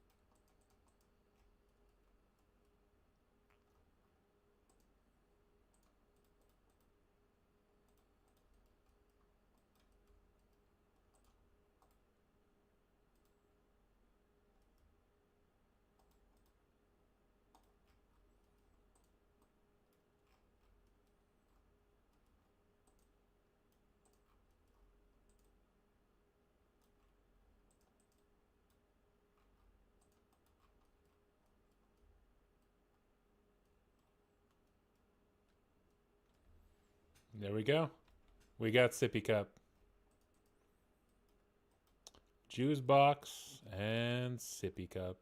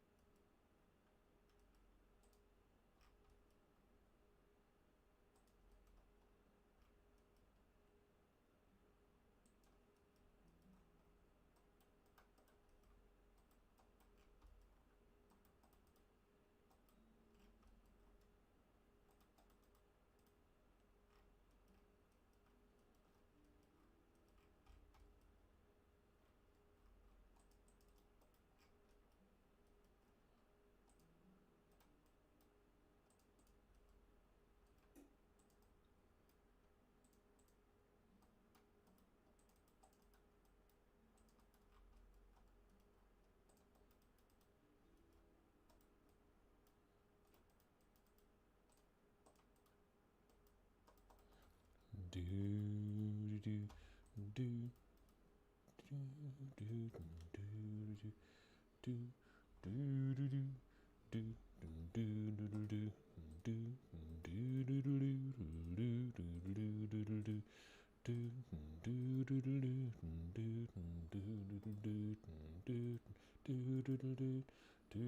the man can see the moments, answers to the dream.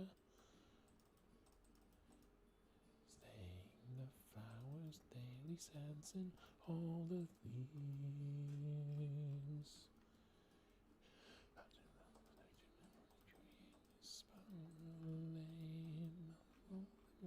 The same, all completing the sides of scene of life with you.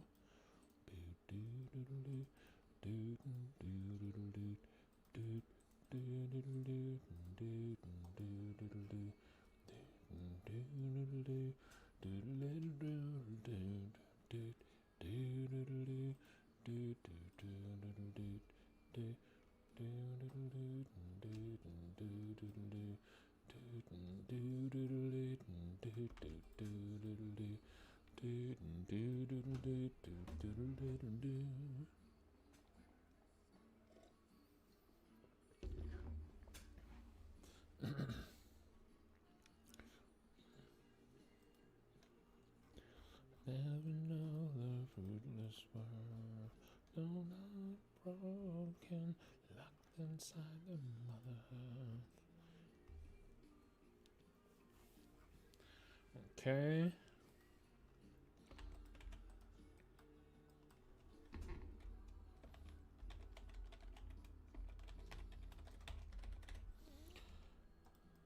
We have specific events over here.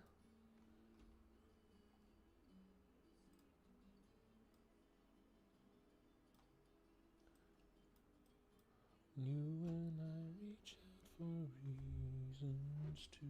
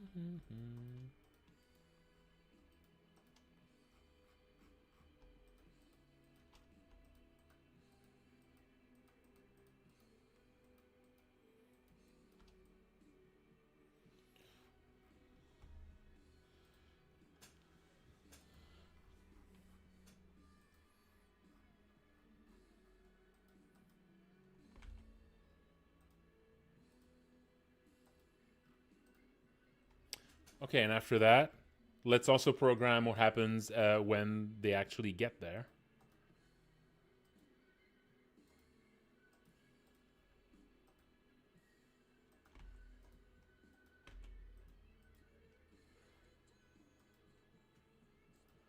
Let's see.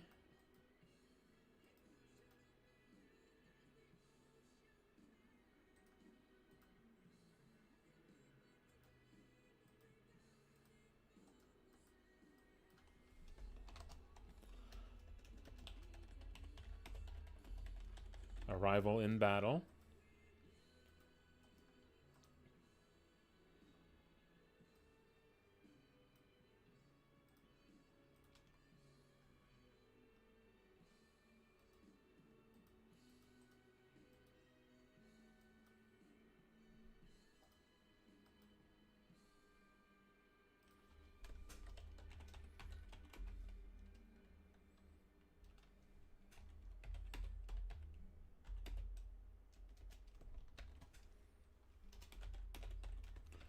JUICEBOX runs in to help. And then, if you had picked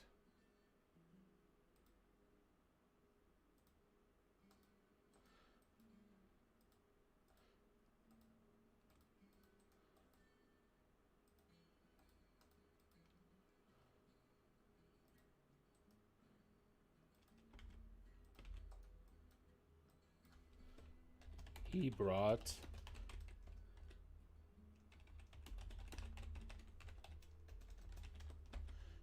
coffees for everybody.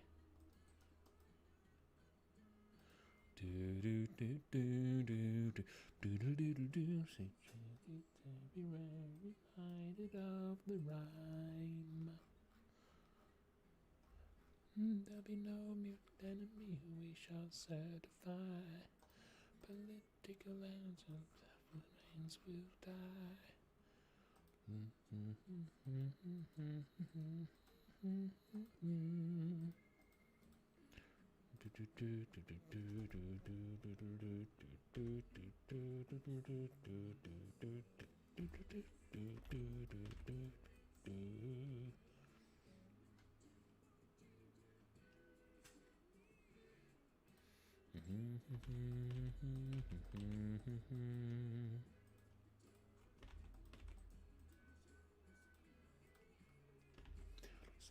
immortalize to ring in his eyes. Oh, completing the sides of seeds of life with you. So, 2 cream, 2 sugar. That's the regular one for the double.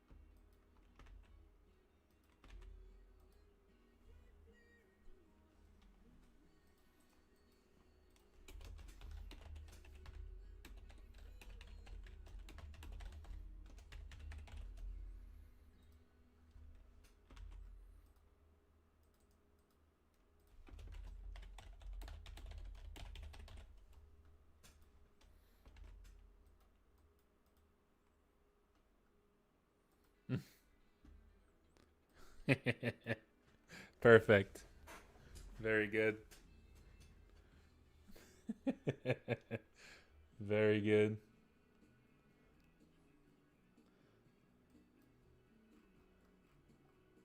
Sippy cup.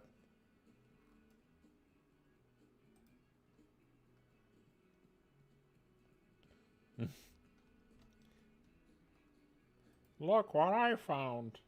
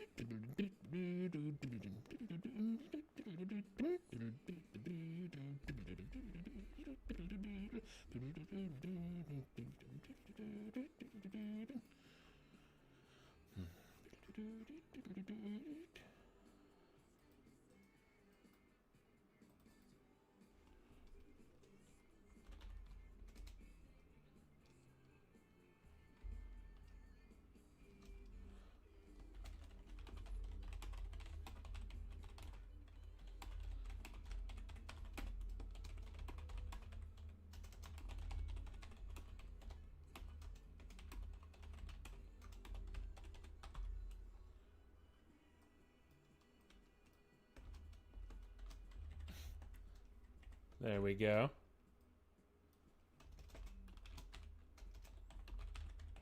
Oh, well. So the mocha latte. Actually, no. This one takes extra time, so this one should be correct. All right, I'll add an extra mocha latte coffee then.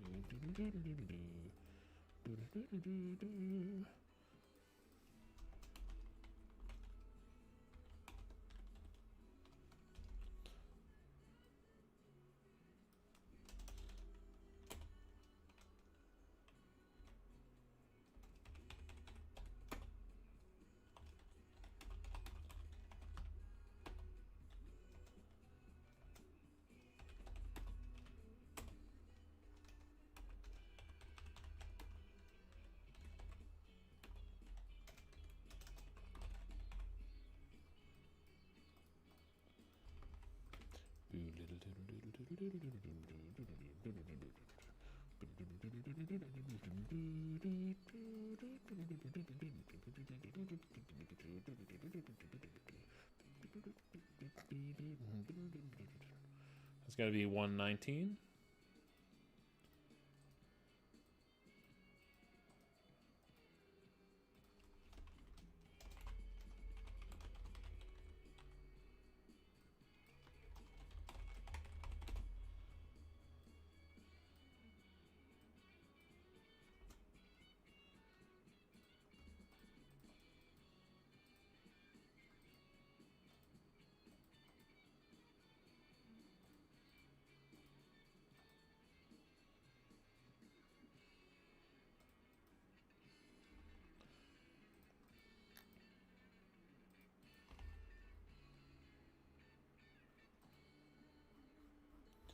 And then 5 is going to be an espresso shot.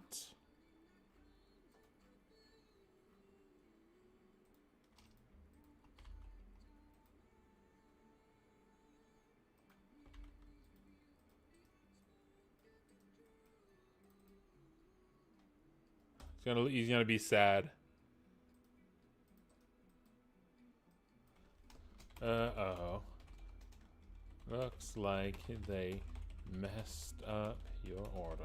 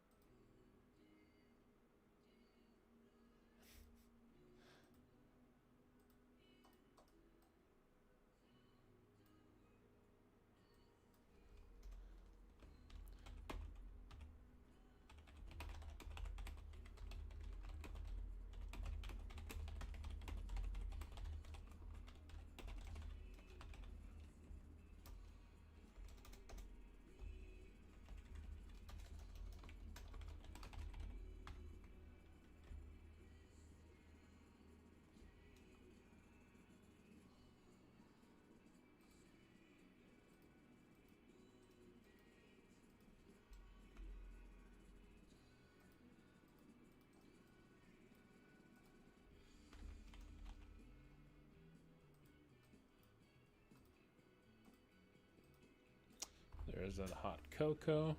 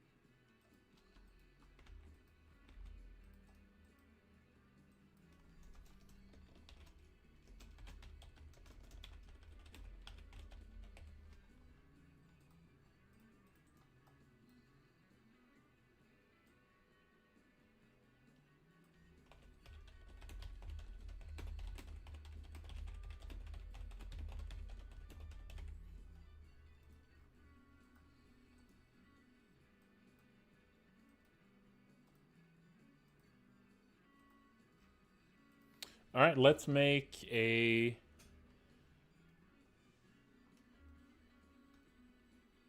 Let's make some actions for JUICEBOX.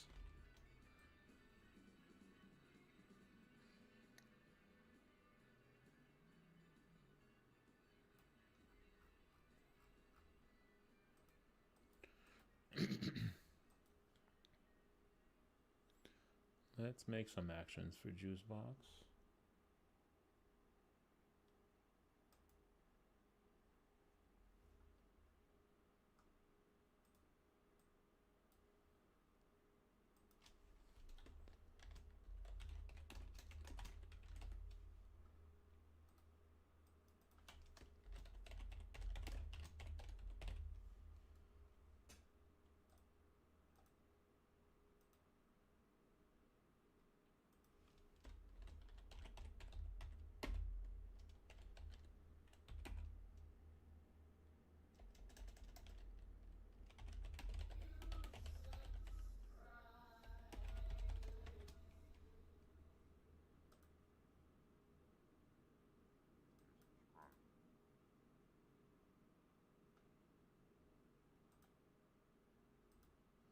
All right, here we go.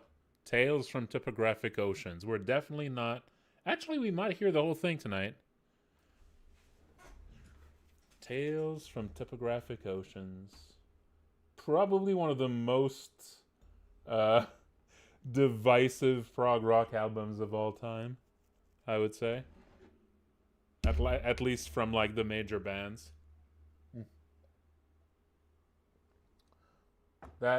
That album sort of represented the, you know,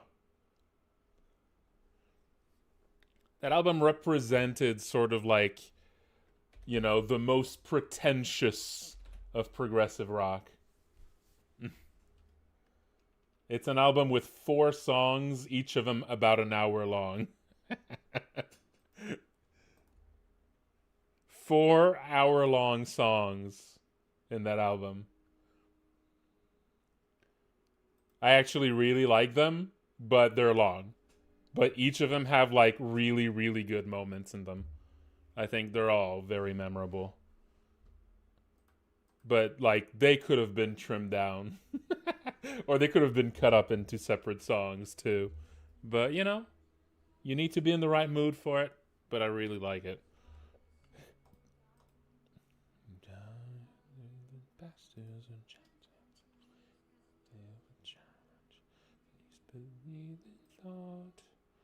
We fled from the sea.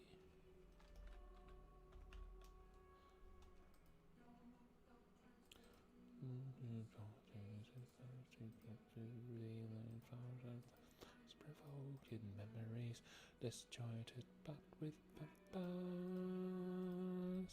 Breathing penetration, sharp and tender. As we go to the air, of the sun.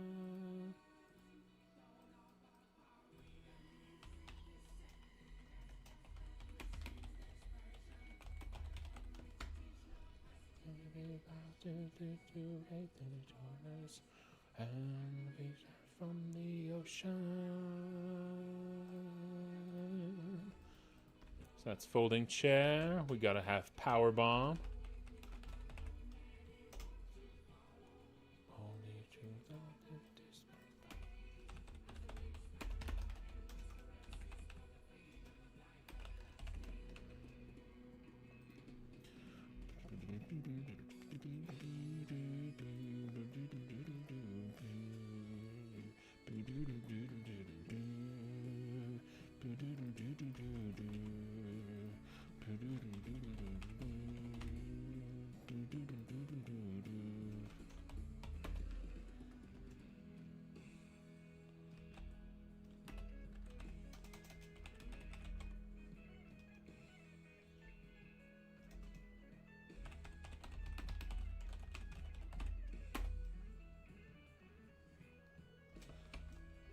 I guess it's a clothesline punch. It's more like an arm punch, but it's more like an arm blow than a punch. So I'm not sure to call it a clothesline. A clothesline punch. Doesn't feel quite right.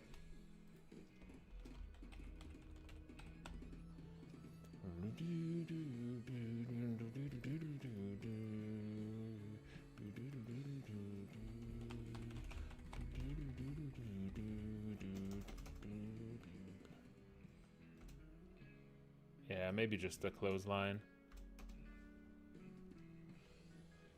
Yeah.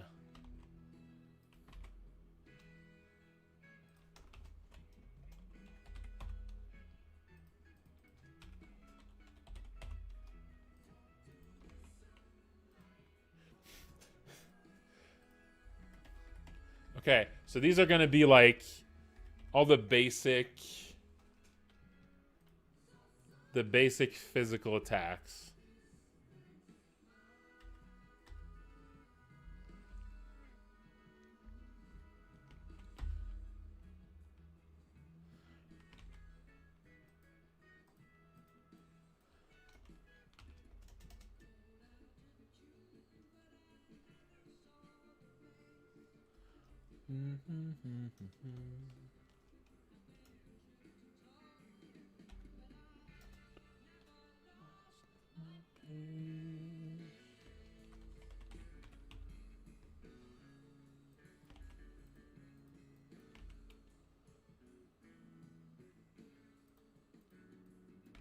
Cast out a spell with a lonely night of day. Lost in light's array, I ventured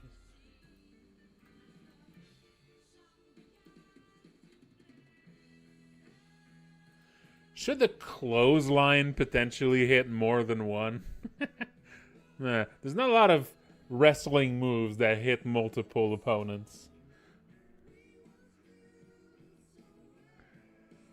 But I feel like that's the out of all of these, is the one that feels like it would be most appropriate to hit more than one with a clothesline. You know, yeah, with a really big wingspan.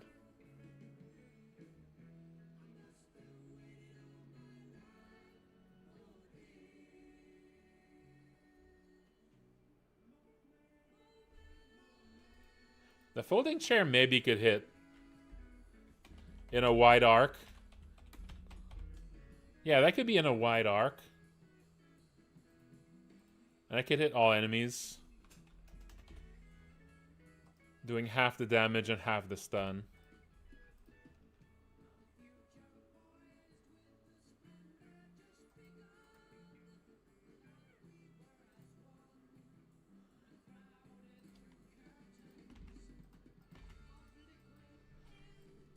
Power bomb, that's going to be the one like that.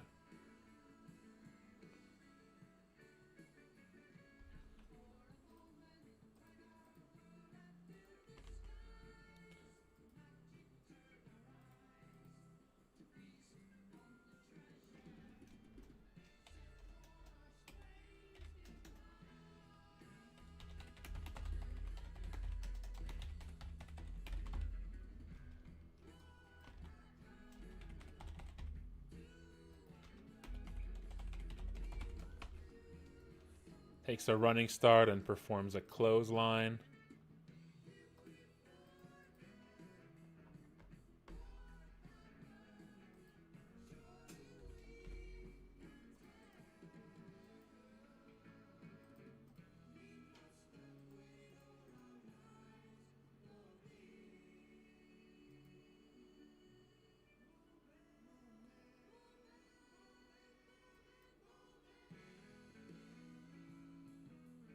The pile driver could deal confusion. You know, you hit your head really hard.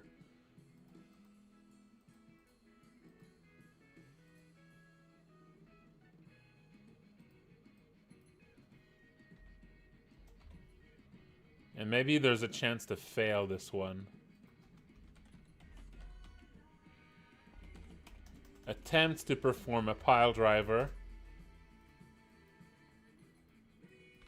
Maybe this one's very high damage, but it's a 50% chance to succeed.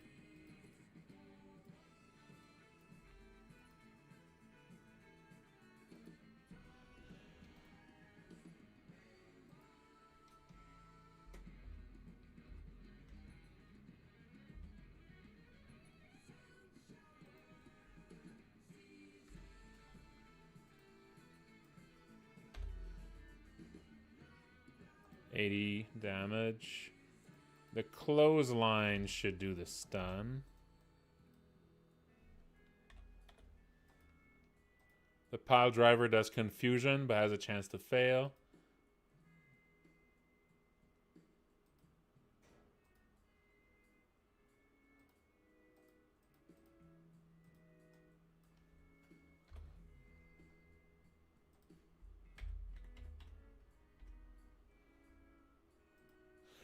I feel like the pile driver could do damage based on, in part based on the enemy life.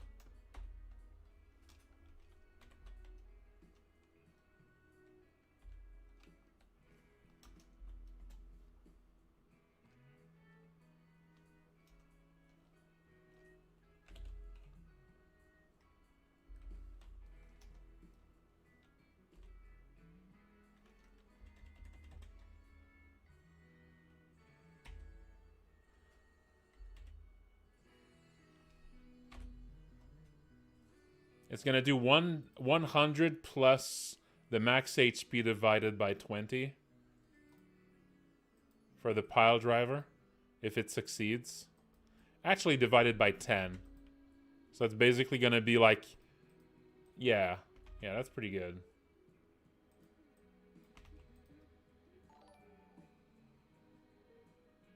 And the suplex could be kind of like this, but easier. I feel like a suplex is easier to perform than a pile driver.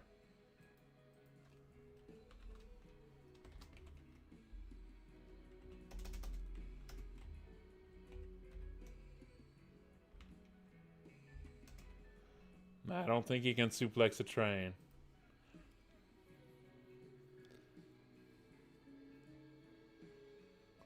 Yeah.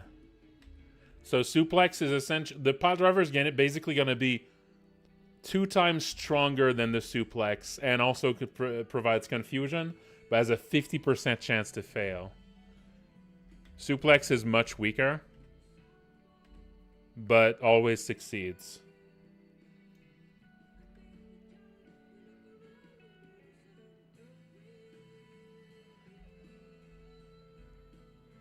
Power bomb doing blast damage would be fun. I think I'll do that.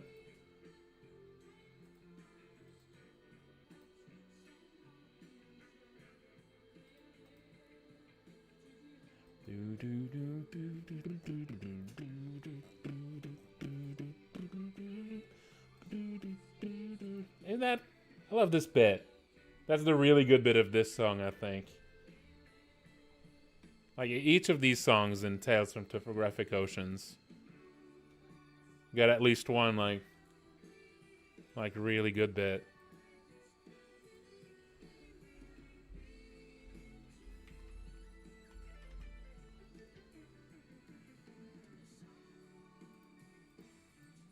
Maybe the clothesline should actually do acid damage a bit. Yeah, maybe clothesline, since it's with its arm, maybe that could do some acid damage instead of stun. Yeah, well, let's do some acid burn on this.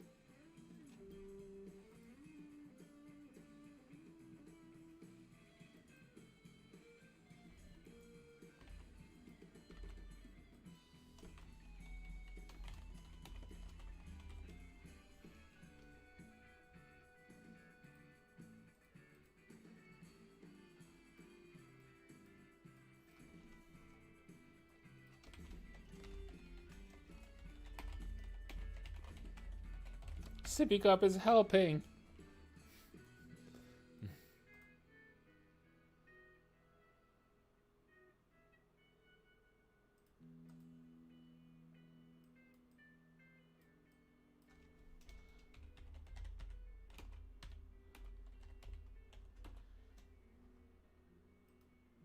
What would be the cute version of helping the folding chair attack?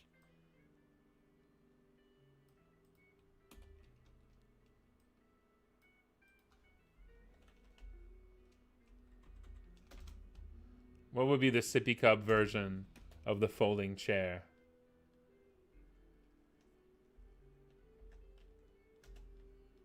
Yeah, plastic, yeah.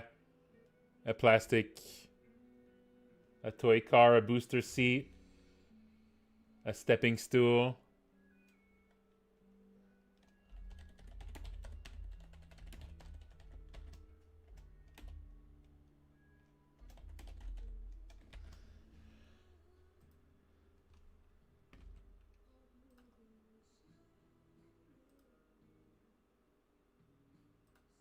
Oh no, it's time to stretch. All right, let's do a little stretch, folks. Let's do a little stretch.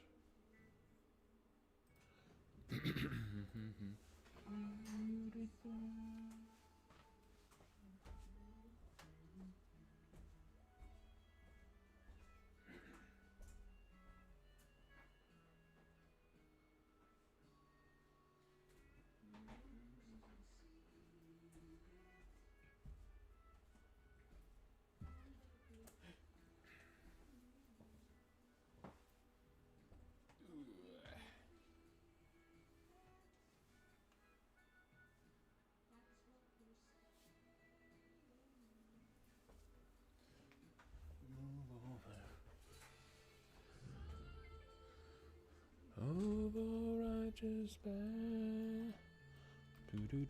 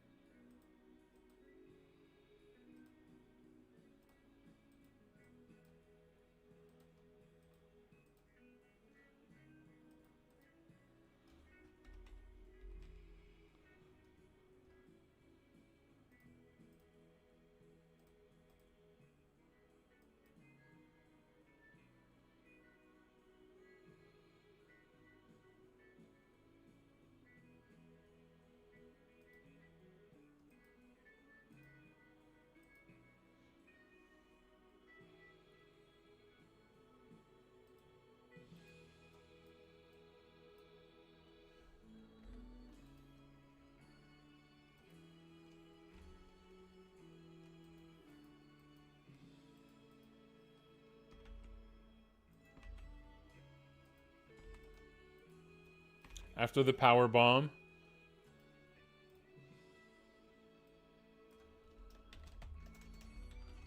And sippy cup helped. Not really.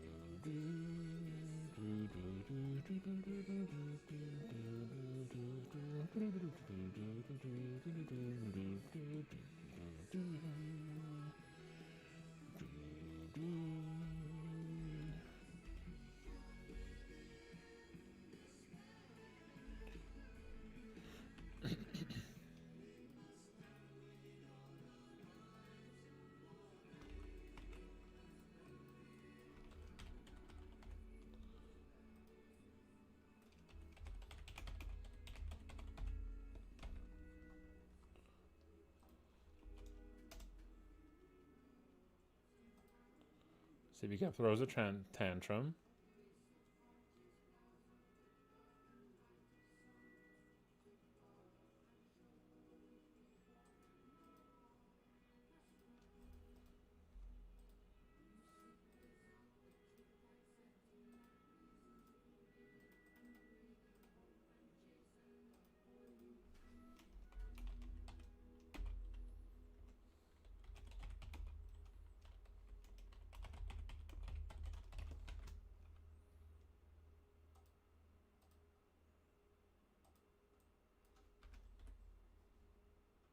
He's going to attack 3 random enemies in the tantrum.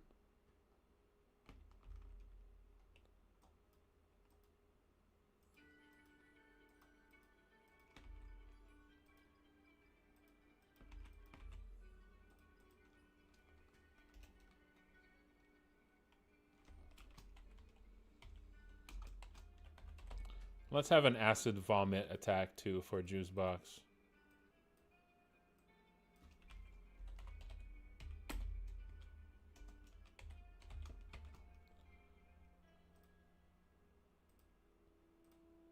That's going to hit 3 random enemies with acid.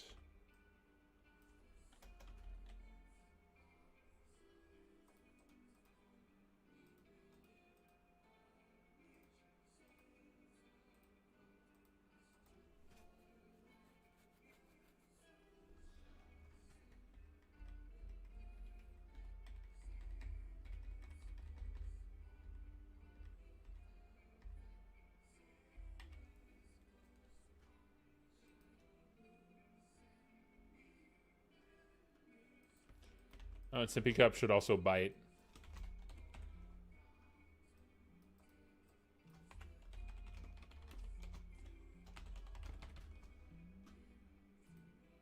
The bite, Sippy Cup's bite should actually be kind of scary.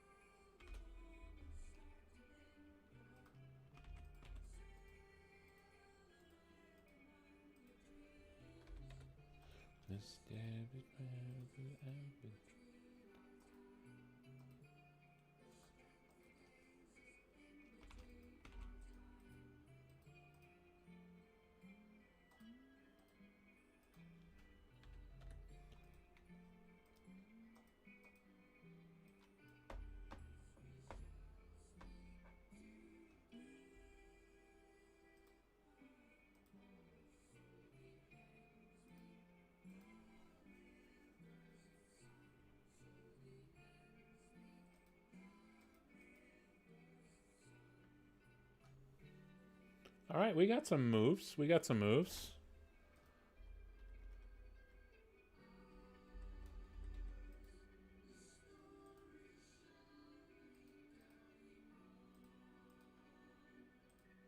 Let's just have some basic animations here so that at least there's a flash.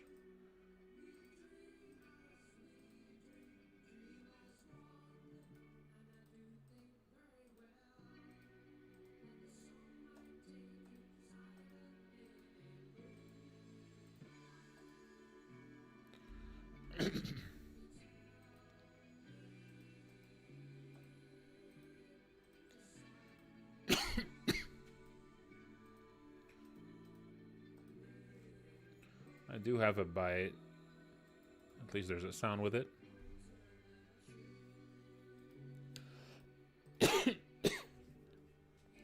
Okay, let's have those attacks actually happen now.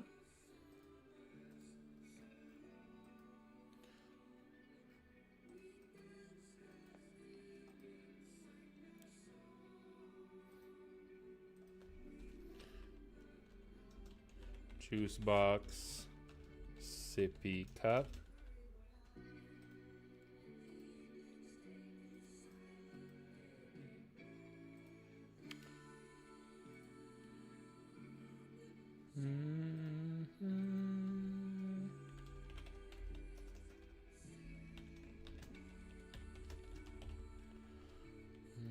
Do, do, do, do. Do, do, do, do.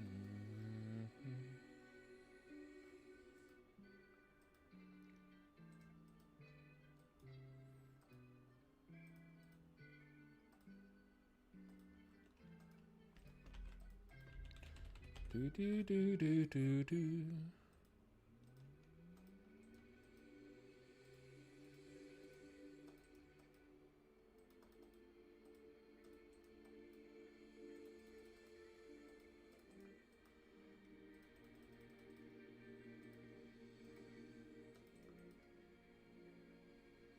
Now let's force an action. It's going to be secretly Sam performing these actions.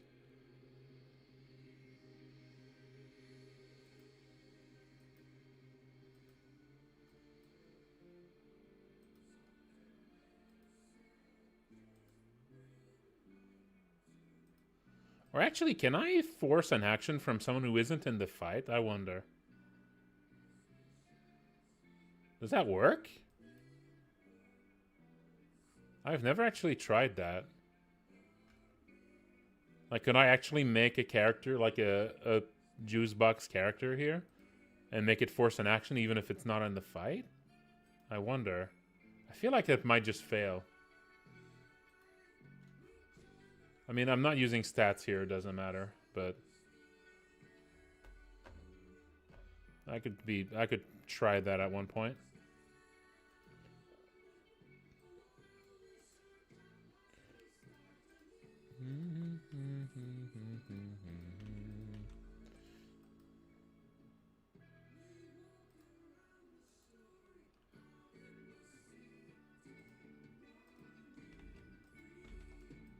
Power bomb, clothesline,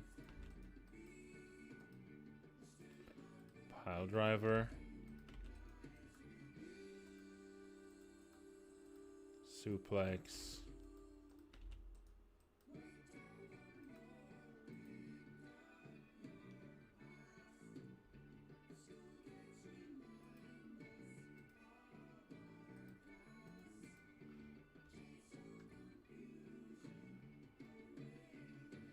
Alright, so these are the basic skills, but I do want to have a little bit more than those.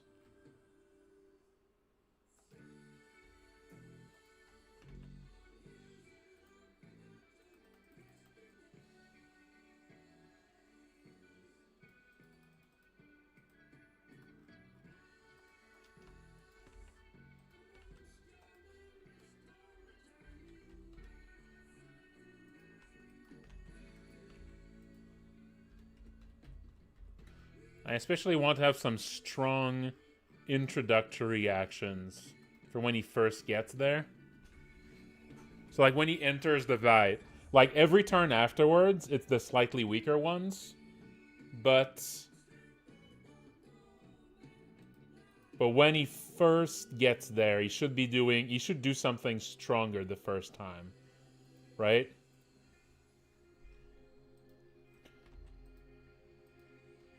And there might be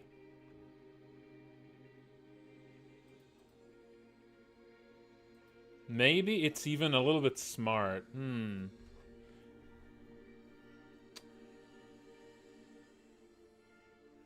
Could do a thing where if you're really hurt, maybe it could come in and actually heal everybody. Huh.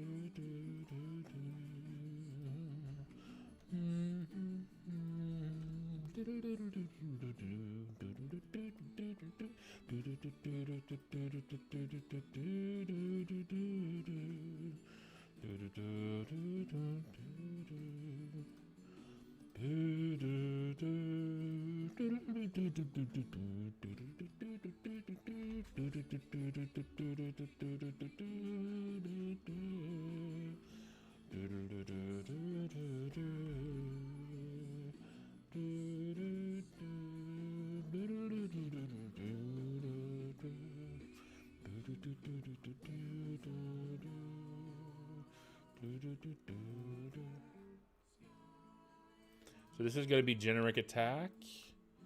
But generic attack if JUICEBOX is already here. So if JUICEBOX is not already here...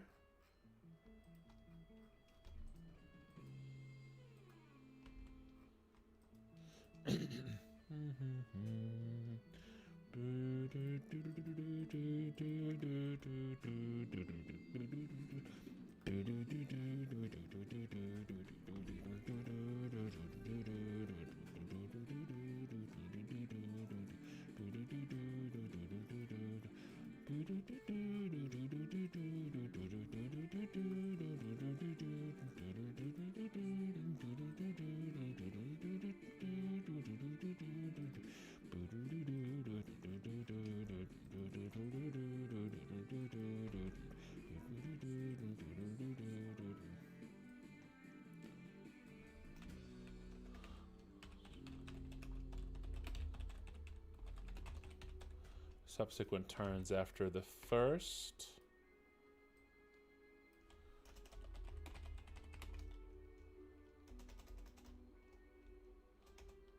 Initial arrival in the fight.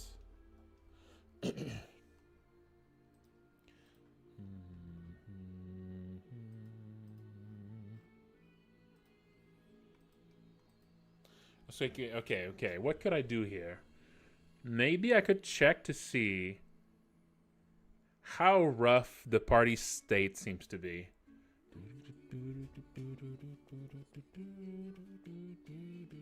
There's no easy way to do this, though. That might be kind of an annoying one. That might be kind of difficult to do. Maybe it should just be like another set of moves that are just a lot better.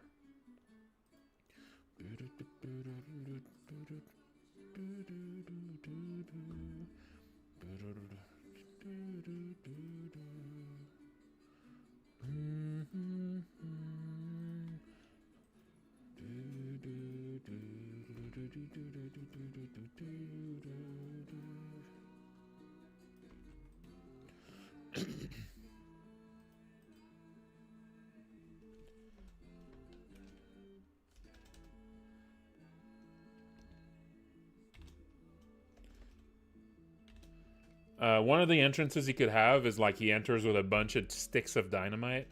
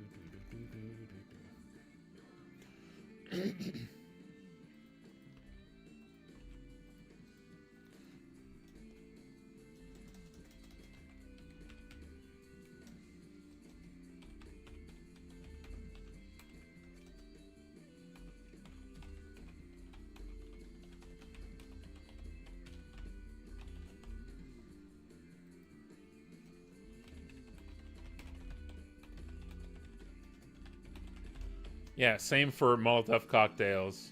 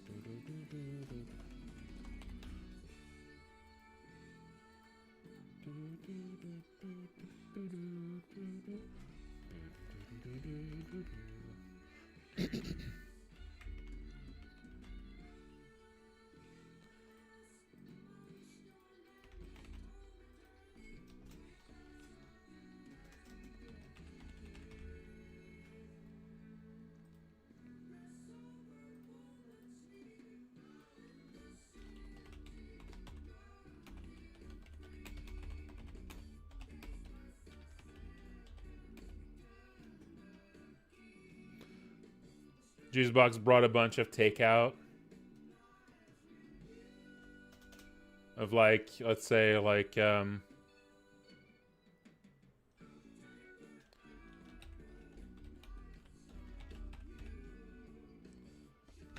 takeout noodles,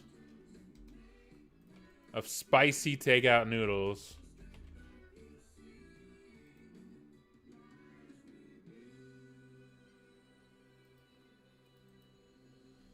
Yeah, Chinese takeout noodles.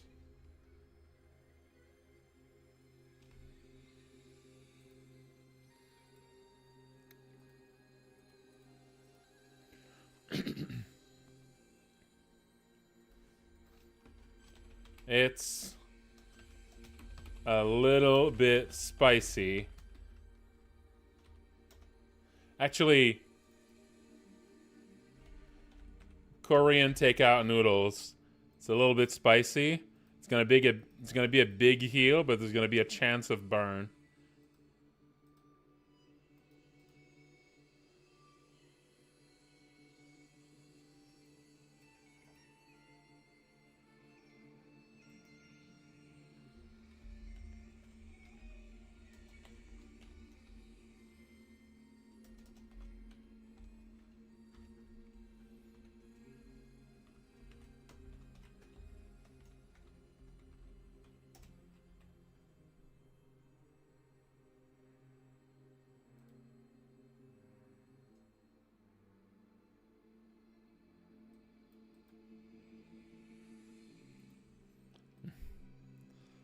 So yeah, it's gonna heal 30% max plus 20 HP. I do have a bunch of Buldak myself. I have a bunch of Buldak and some I do have a bunch. I have a little too much. They're kind of, you know, the best before date is fast approaching, and I haven't been eating them fast enough.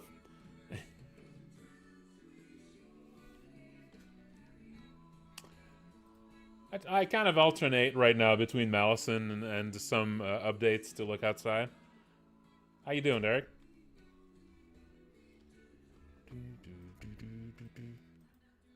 I've actually been working on Malison these past few days.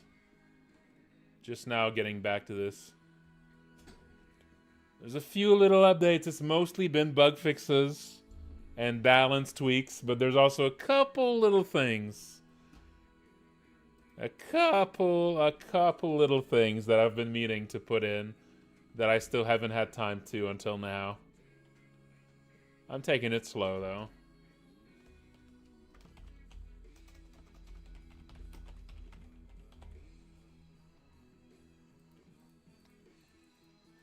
So Korean takeout, there you go.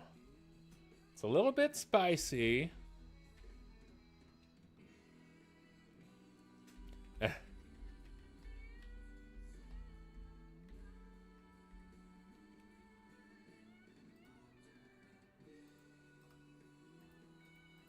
All right, so dynamite sticks, Molotovs, Korean takeout. What else could JUICEBOX do?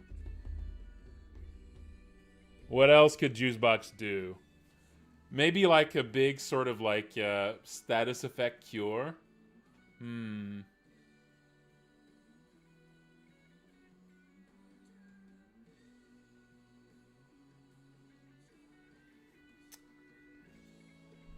Yeah, maybe a little. Yeah. Yeah, you could make an enemy disappear. Could be a little too strong. He performs an ultimate magic trick. Oh yeah, actually, you know what? He could saw an enemy in half.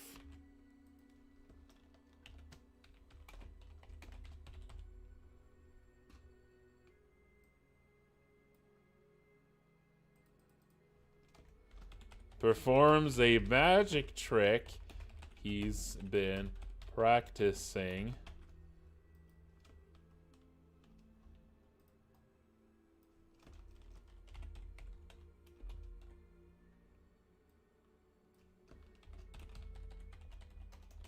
To saw an enemy in half.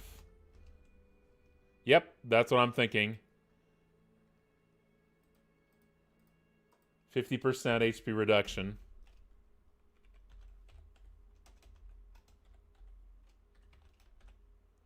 That's what I'm thinking. And also bleed, obviously.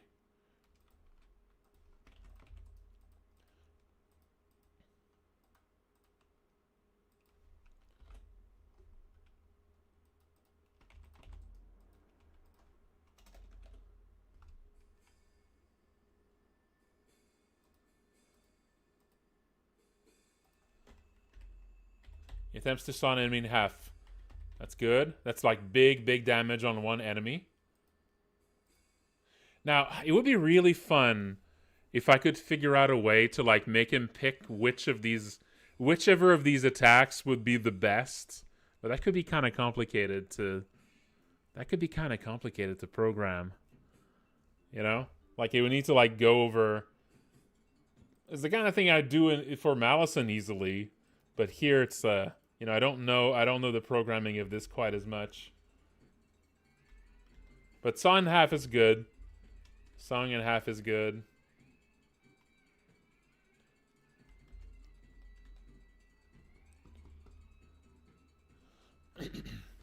What else? Maybe a big, like, yeah, a bunch of status effects on enemies.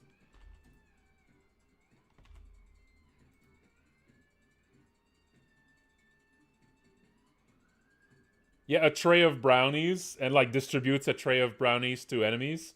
I feel like that would actually be the specific action from when he's preparing those brownies, though. So that would be a specific instead of a random one.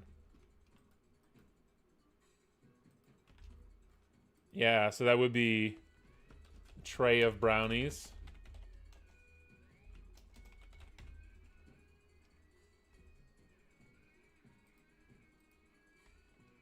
He's actually giving them to the enemies.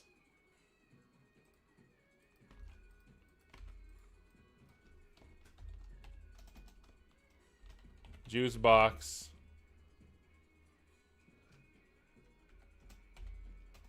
Walks over to the enemies and lets them and distributes brownies.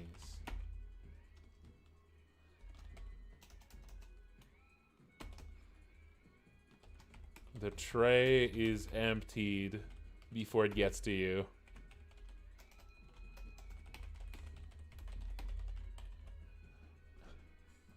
Ah, isn't that the worst? Isn't that the worst?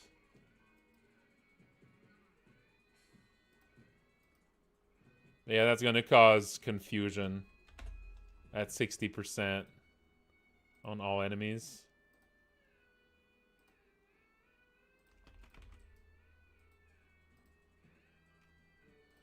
And maybe chance of panic as well.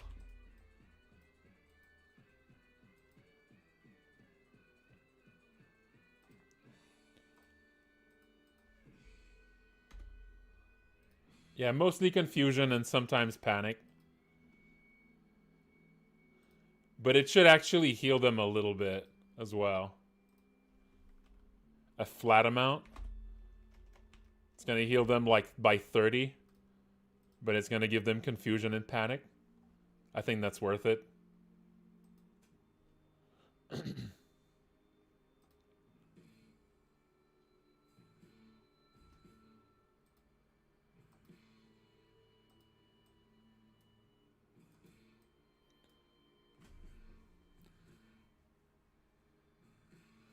Yeah, I think that works. For the tray of brownies. Okay, what else? What else could it be here?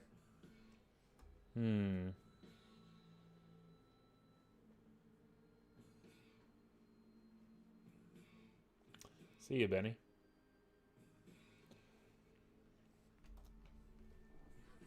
Also, Sippy Cup. Sippy Cup should also have some moves too, that are like helping the specific moves here.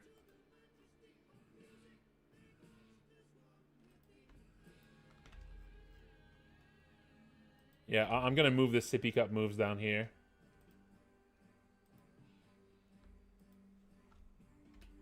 Give a bit more room.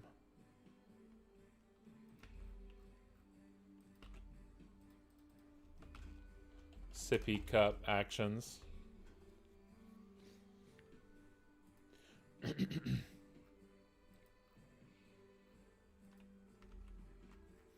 For the tray of brownies.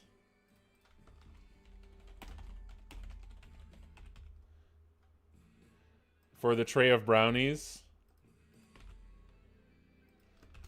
Sippy Cup tries to eat a brownie. But JUICEBOX quickly. Hey, whoop. Oh, did it? Let's stop. Okay, I didn't lose anything. That was a little spooky. But JUICEBOX quickly takes it out of its hands.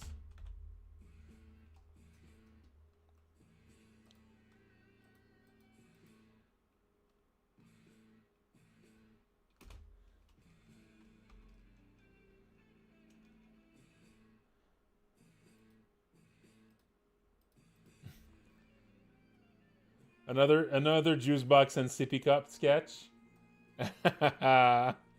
Very good. That's very good. Thank you.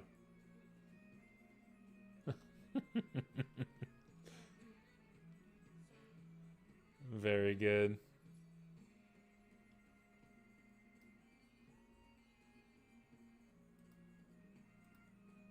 That's excellent.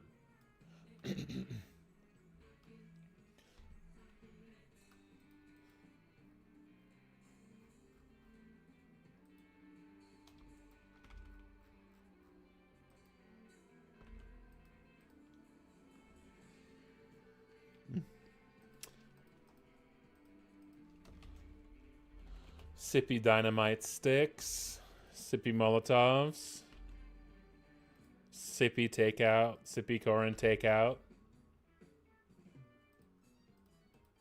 Do do do do. Beedle-doo, beedle-doo, beedle-doo.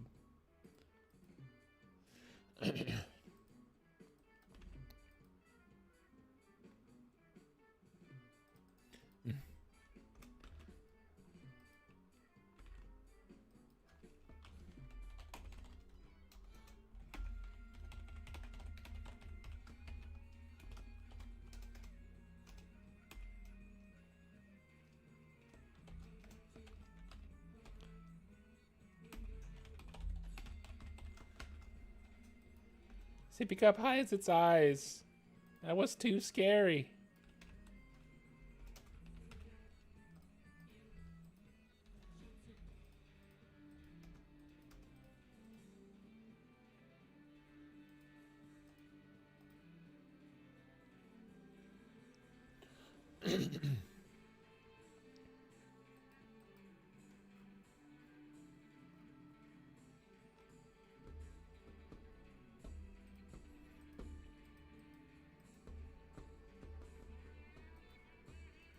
Okay, how would Sippy Cup help with dynamite? Maybe throws Sippy Cup throws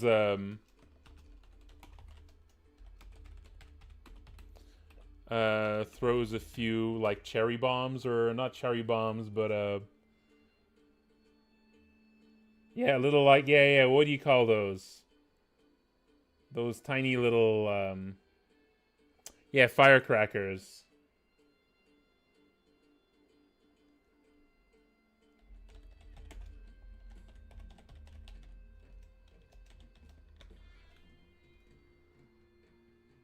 And it's gonna be also like blast damage, but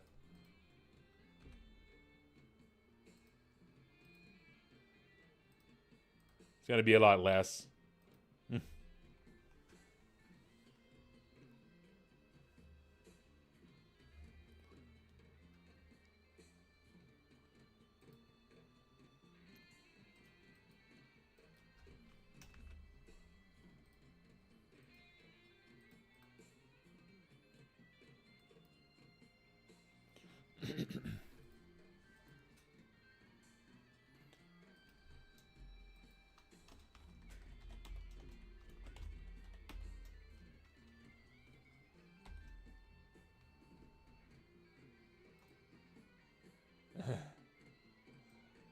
That's good.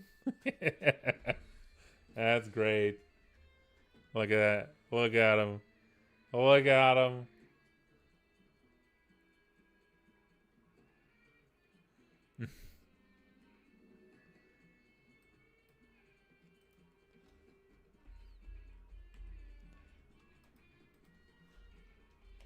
Runs around carrying a... Runs around in panic.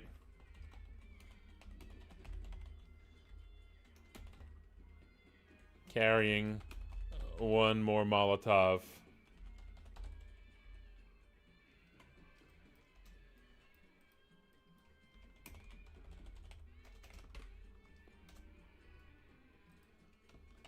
He trips.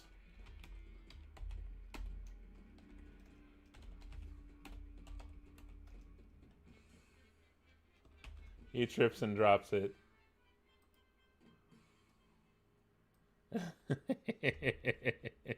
That's really good.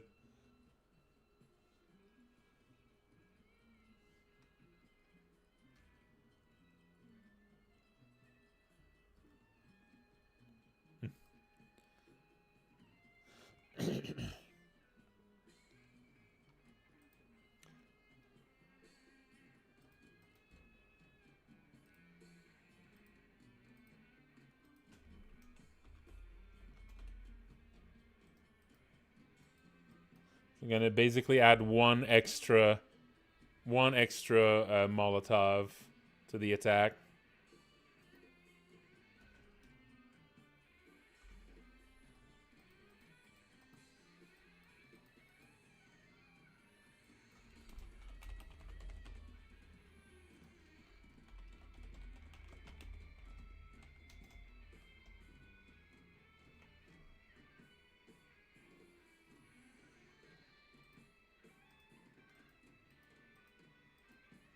Two random enemies.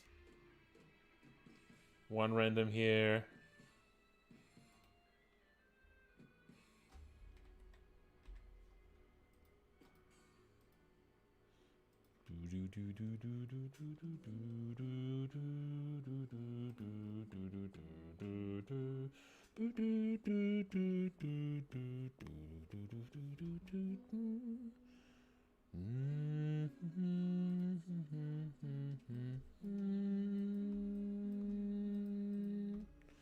Yeah. Sippy Cup eating the Korean takeout and breathing fire.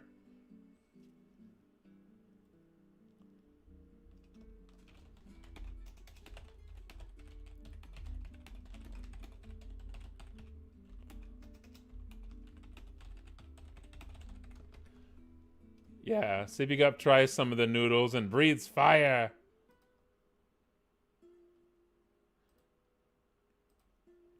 That's going to be all enemies fire damage.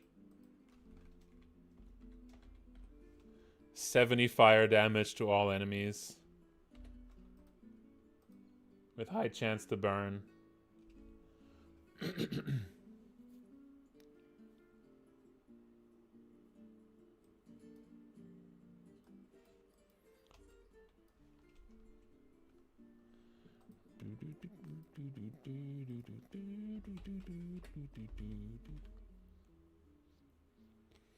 That's Sippy sawn half.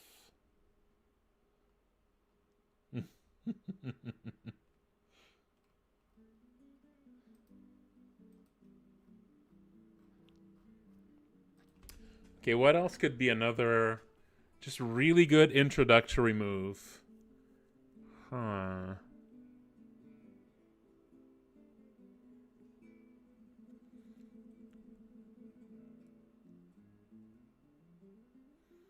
Hmm.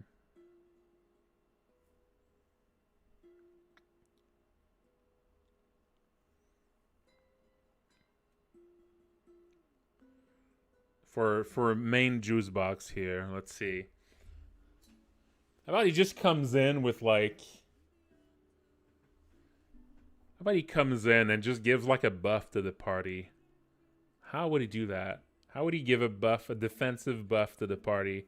Or maybe an aggressive buff? Hmm.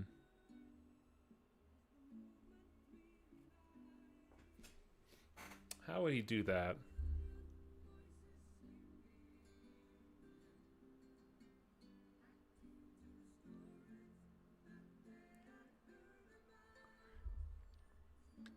He could come in with like a boom box.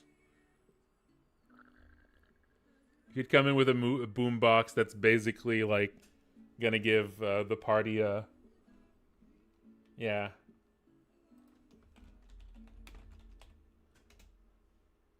Yeah, he's gonna come in with a boom box, playing his sick mixtape of completely incoherent music you've never heard of before.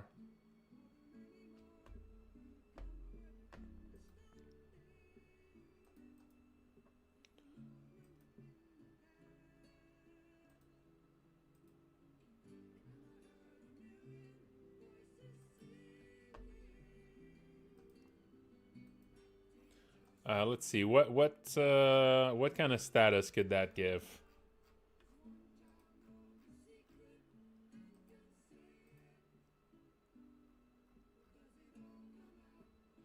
It could be based on one of Ernest's moves, but it can stack with it.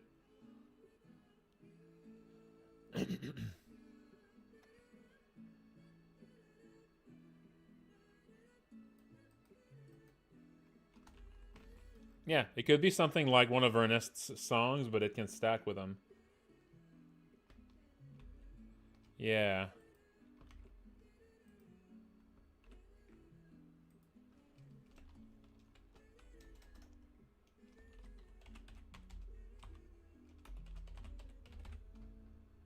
JUICEBOX mixtape.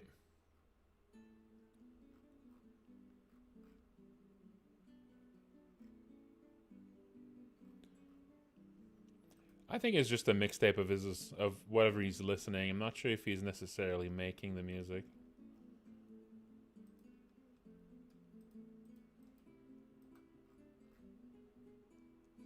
It would just sound like, something completely weird that you've never heard of before.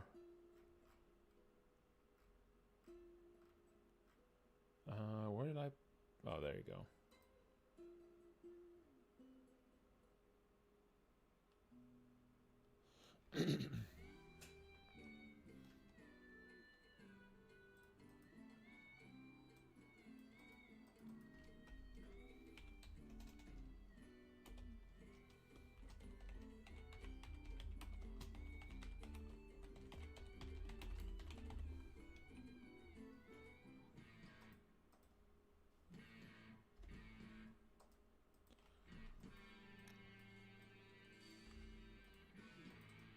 I think it's gonna boost...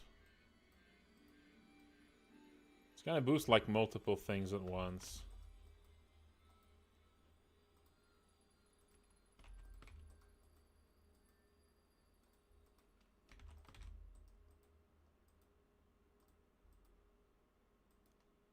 Yeah, 10 turns of like kind of a boost across the board.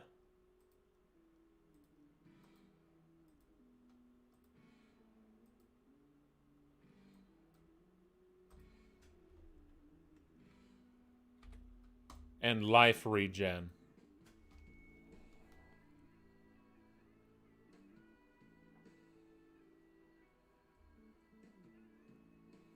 That would be pretty strong.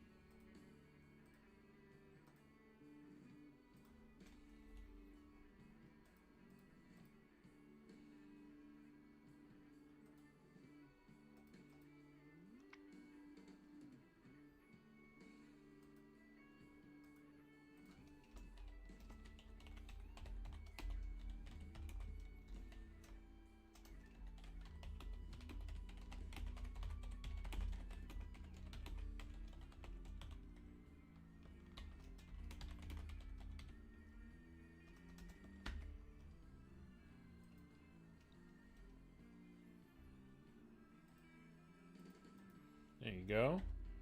So that's a buff. And Sippy Cup is lost in the music.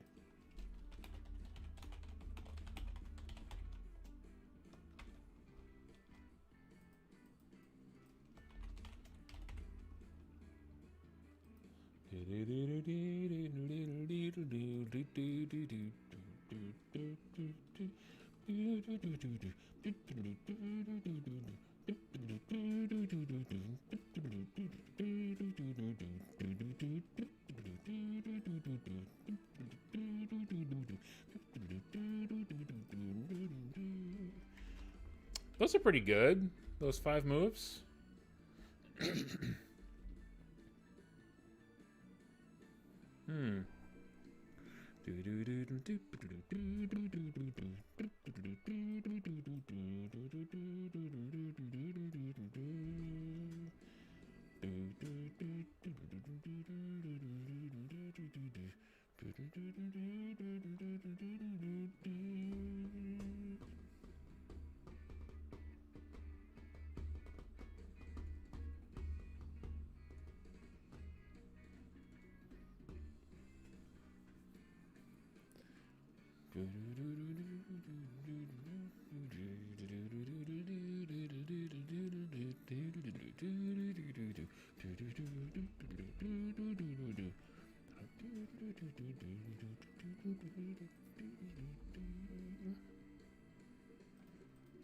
Okay, I'm okay with these.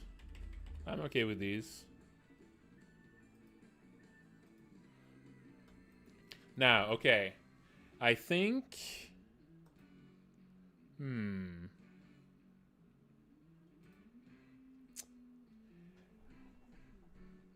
I could check to see if the player party is like hurt. And if the player party is hurt, maybe the Korean takeout would be the one that's picked. And otherwise it would pick the others. It's time to stretch. That could be the way it works. Like maybe the game could check like the average percentage health of the party. And if it's less than 50, if it's less than 50%, maybe it defaults to Korean takeout. And otherwise, it picks one of the others. That could be one way to do it. One way to just make it a little bit smarter than just being completely random.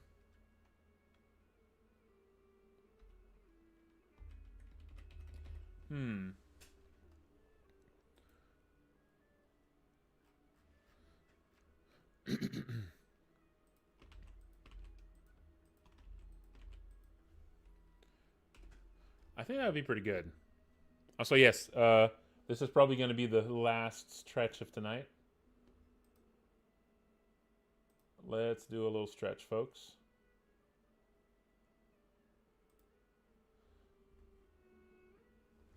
Let's do a little stretch. Ooh.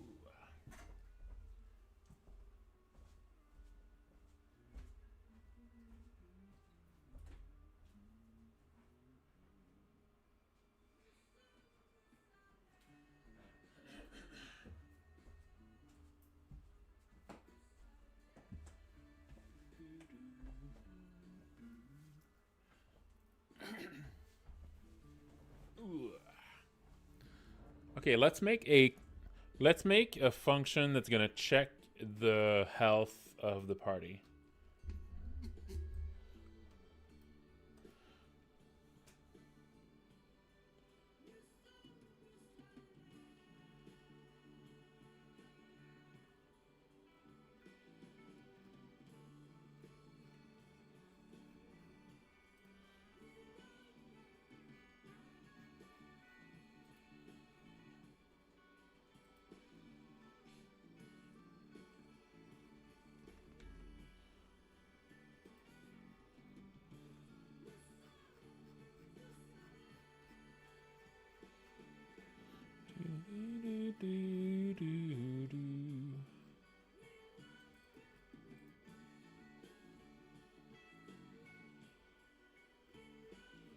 I already had something I already had something that checked the full party for like a state, for a status effect.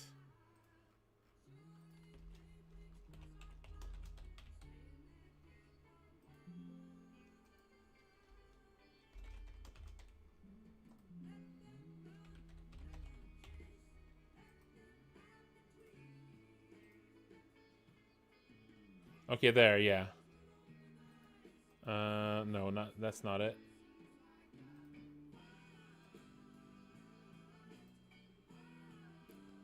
That is not it.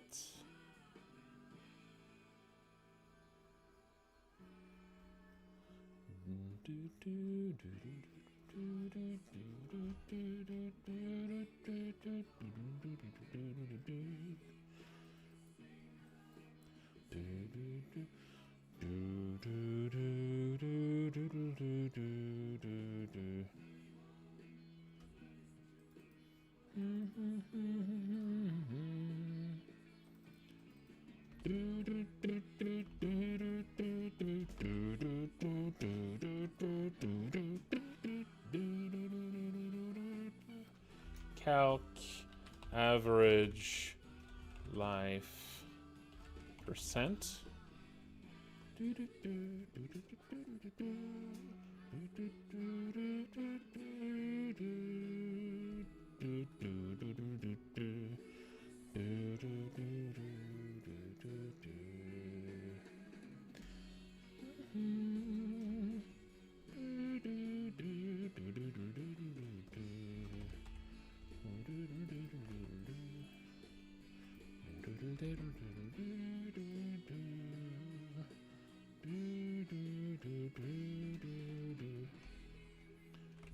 Dot life plus equals MBR MHP MBR HP divided by MHP.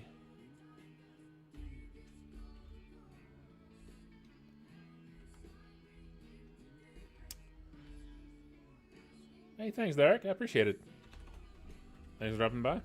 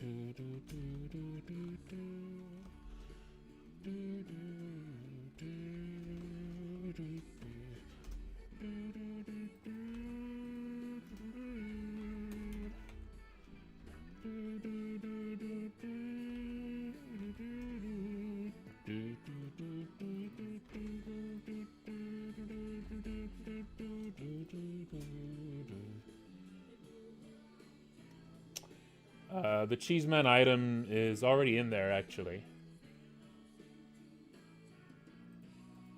I don't know if I'll be able to make Helen be able to wear the Indigo mask. That one might be tricky to do.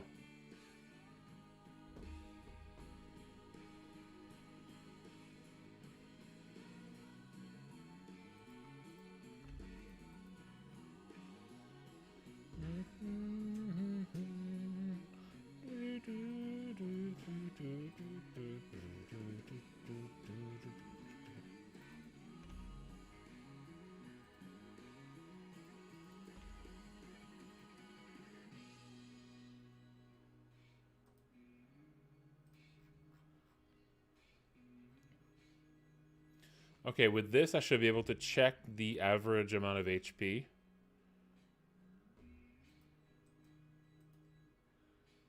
So I'm gonna take a conditional branch.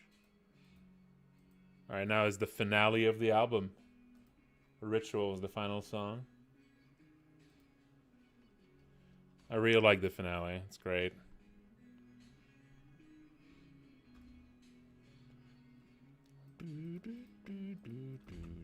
So calculate average life %. And if that is bigger than, no, less than 50.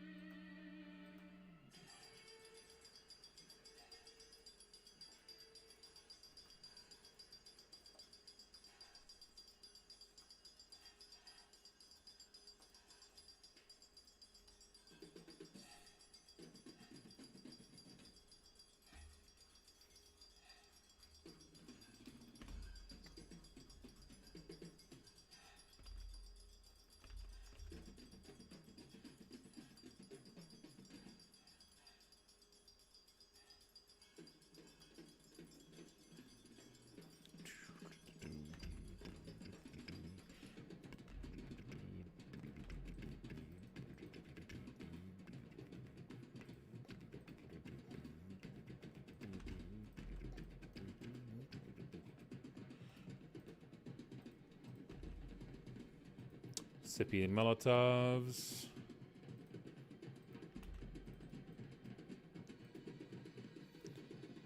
Sippy saw in half. Sippy boombox. All right. So that should be all of the generic actions if there isn't a special one on arrival. And depending on how much life your party has, it might either always get the Korean takeout, or might just have a chance to get the Korean takeout. Or if your life is too high, that's not even in the options. Yeah, there could be a test run.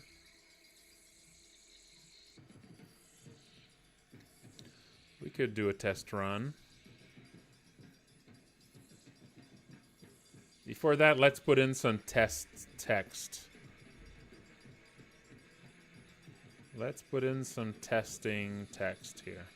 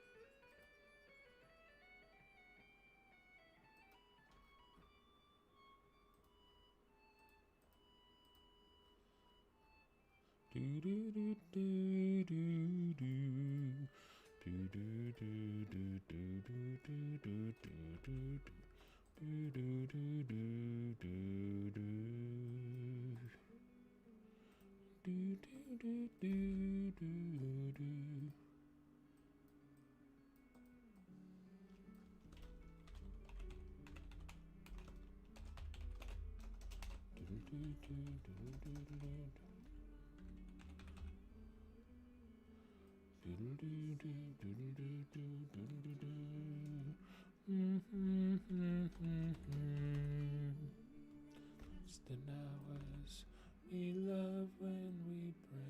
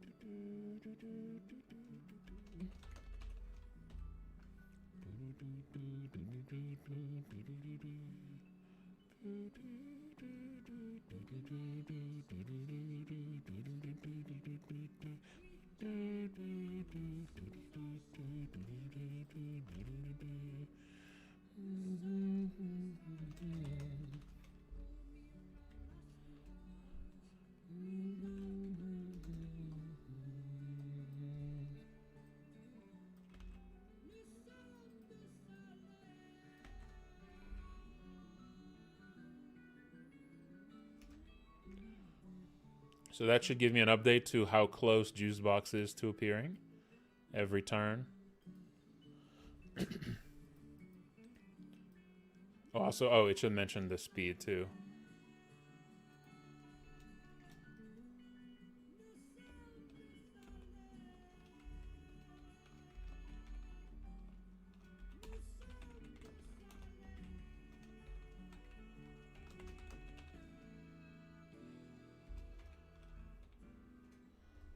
Okay, there we go.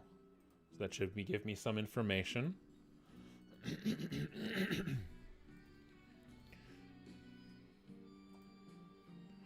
Okay, let's test it. Let's test it against the regular dummies.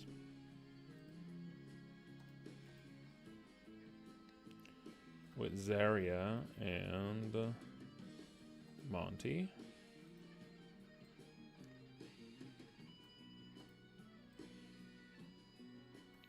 Yeah, let's see.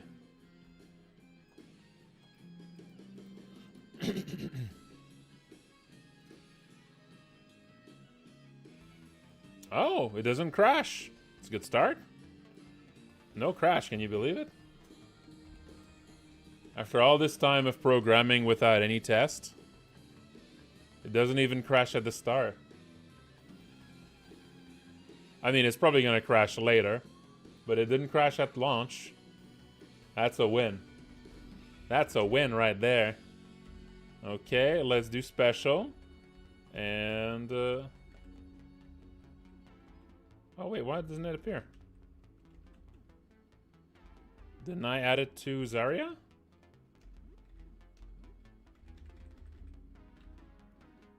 Oh, did I? Oh, maybe I didn't set up as the correct skill type. Maybe. Yeah, I made them level 20. I think they're just not the right skill type. But yeah, there you go. That was Tales from Topographic Oceans. Yeah, it was magic. It's supposed to be special with 1 MP cost. There we go. Also, this should have anti-fail.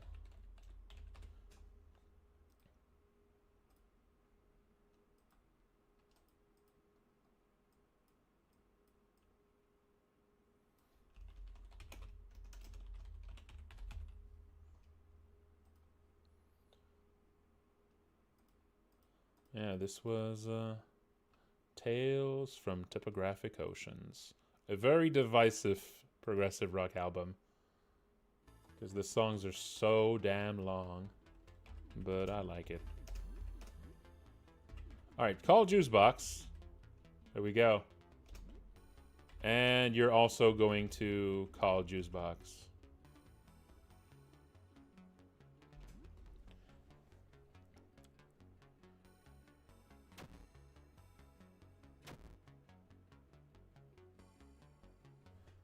That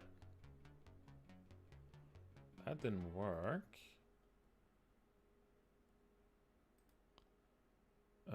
Did I use the wrong common event? No, it's the correct one. It's called JUICEBOX.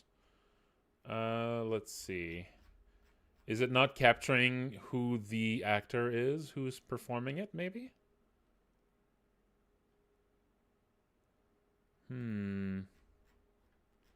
Yeah, maybe it's not capturing who's using the skill properly. And so it's running it without actually doing any of the dialogues. That could be it. That seems like the most likely one.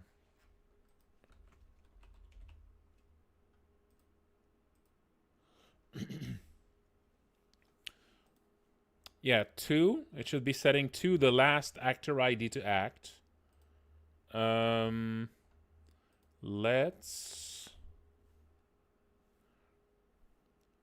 Let's have a console log here for last actor ID to act. Oh, wait. I don't know. GVR2. That should tell me what this variable is getting here. It should be 14 or 15. Normally it should be 14 or 15, but maybe something else is happening. So let's try this again.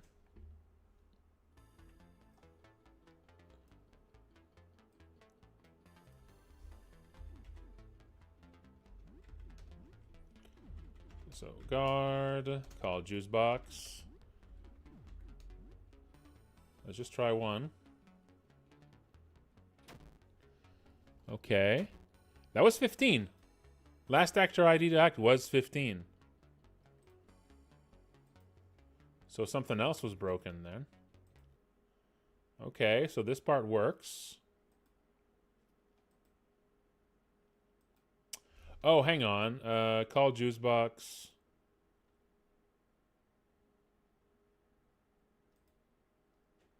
If progress is less than... Does that not work here? Or maybe call JUICEBOX here didn't actually work properly. Okay, yeah, maybe this function here isn't doing what I'm thinking. Let's try again. Let's have a look at the results of that function earlier in the code. So call JUICEBOX, call JUICEBOX.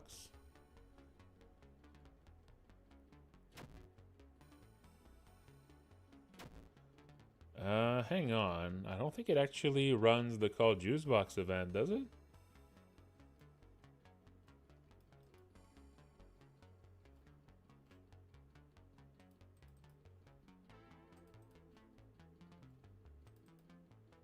Oh, is JB current task? Does that start not at 0, maybe?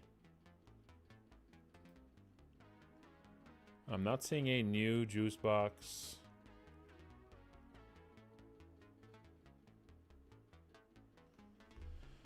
Huh.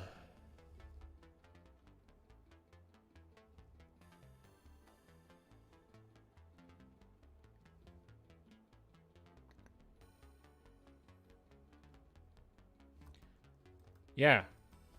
Okay, it doesn't seem to run this at all.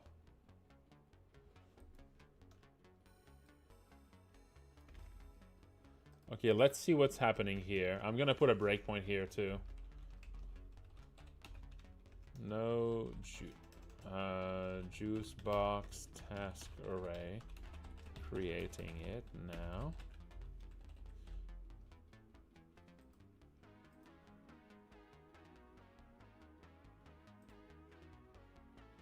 Okay, also, let's close this and save here, just in case it hasn't actually updated the scripts. And I'll put a breakpoint. I'll put a breakpoint here. Right there, so I know what's happening. Okay. So guard, and then call JUICEBOX, and call JUICEBOX.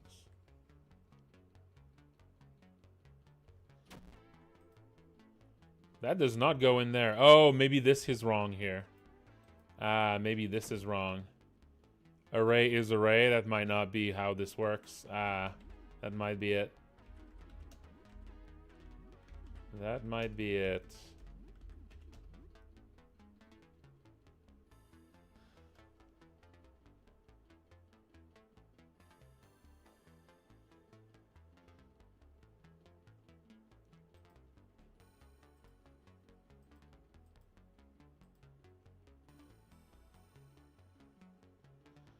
If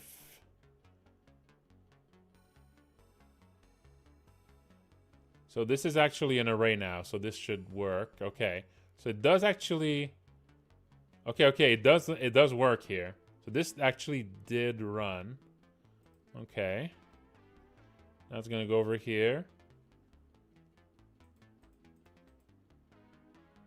Okay, this part is working so far. This part is working so far. Oh, the current task is like a whole, is an array. Oh, okay, I see. Okay, I'm messing up somewhere here. I'm actually setting an array in there. Wait, what? This array holds all of the different, what?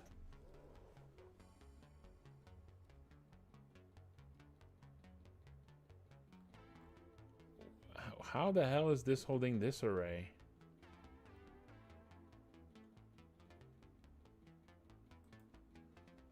That's weird.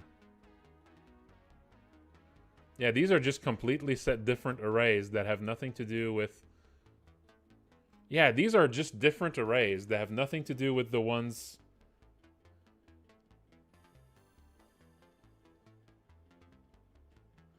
Okay, yeah, something's really wrong here. Okay, something's really wrong with how I'm handling those arrays there.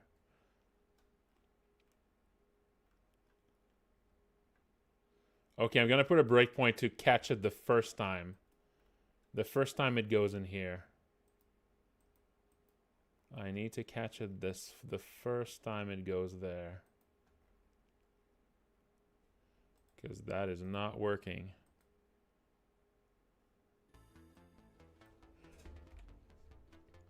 Okay, let's try this again, but this time, put a breakpoint here.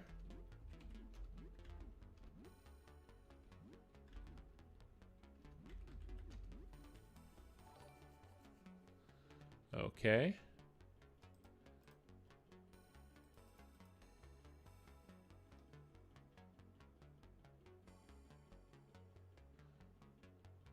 So here, okay, it gave all of this. Okay, no, this array here. When I tried to grab 1003, wait, am I just using the wrong variables this whole time here? Is this just the wrong variables there?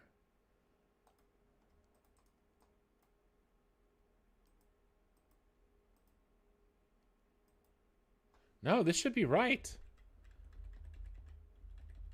1002, 1003, 4, 5.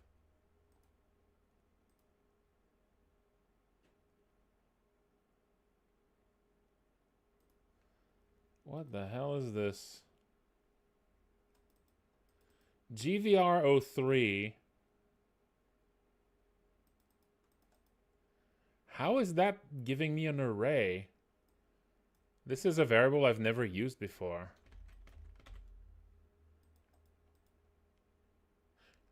Oh no, I am using it.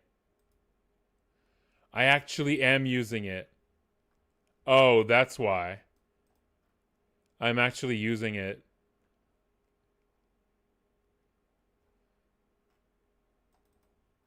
Is there any other variable I'm using that I haven't? Yeah, I'm using these and I haven't marked them. God damn it. 1002, 1003. God damn it. 1004. I'm using all of these. Why aren't they marked though? If I use a variable, usually I mark them. Why didn't I mark these? Ugh, that's annoying. Okay, I need to just shift those around. Wait, why are they not marked? Okay, I'll shift all of these down by like 10. That's annoying. I'll mark these now, I guess. Weird. No, I don't think so. No, this is my logic here. This is my logic here. This would not be tunicate.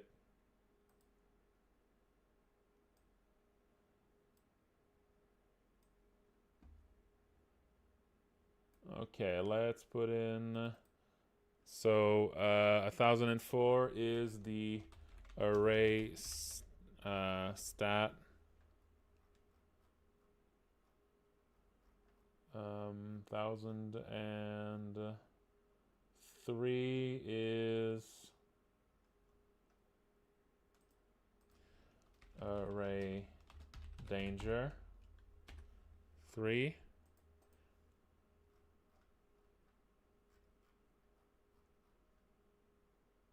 These are used for Dan's scan ability.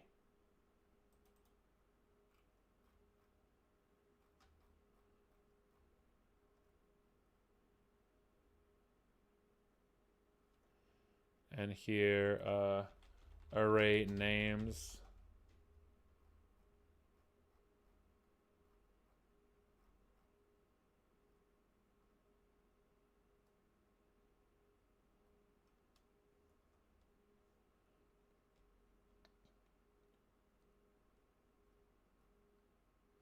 Man, I use a lot of these here. Oh yeah, they're. I said that some of them here, but yeah, see? Some of these are actually marked. I just stopped marking them after a while for some reason. Yeah. These are all related to that, but for some reason after a while I stopped marking them.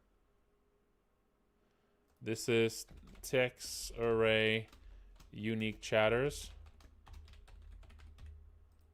This is all related to Dan's chatters. Spec lines. This is for the creeps. Yeah. Variable 1000 is for the creeps. Imagine. This is for mad chatters. This is array for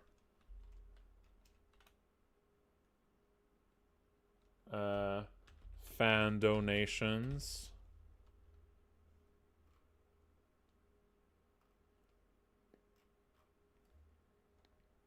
Okay, there we go. Now, for all of these other variables, I just need to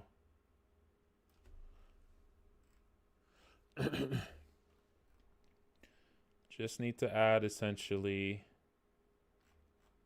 not for this.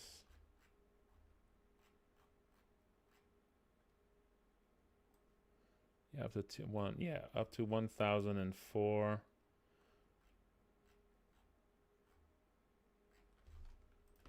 Okay, now JUICEBOX.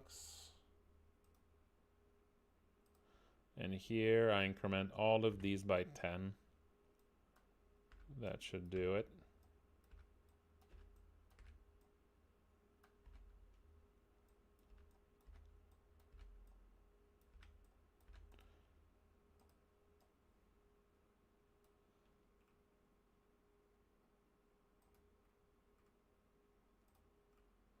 And I need to make sure to update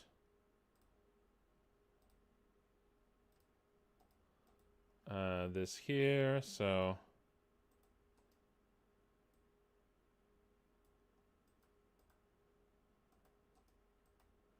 this is no longer at 107. It's now 117.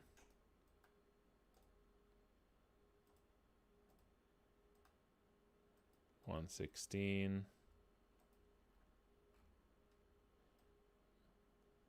I need to change it in a bunch of places though. That's annoying.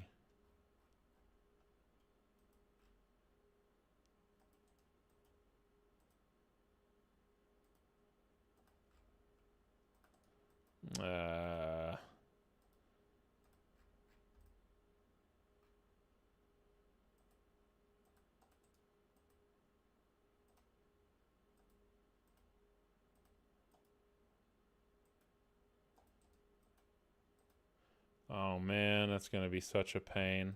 All right, this is gonna take me like 5 minutes. I'm sorry.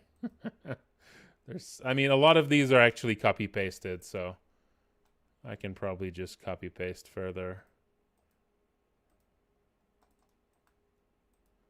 Ugh.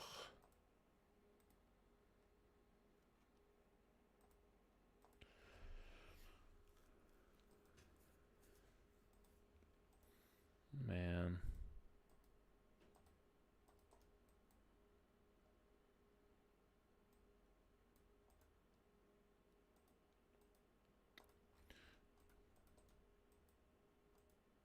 If this was normal programming, I could just do like a find and replace, but because this is using this RPG Maker interface thing, I just need to go in and click them all one by one. There might actually be a way to use find and replace for this though. If I just go into the files directly, that would probably be the fast way to fix this, but that would be a little scary. That would be a little scary.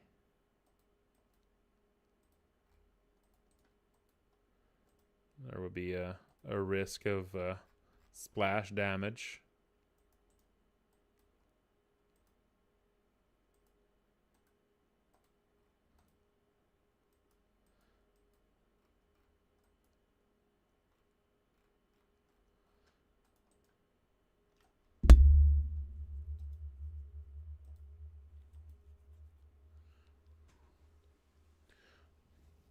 Thanks for dropping by, Hexatrinka.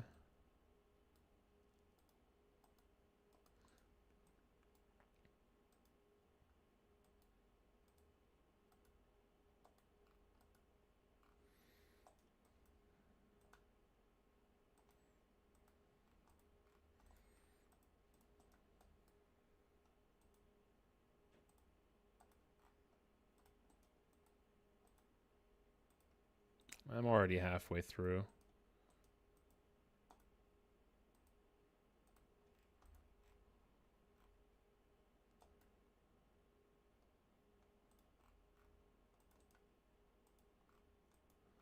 Yeah, here's the part that's going to be a pain.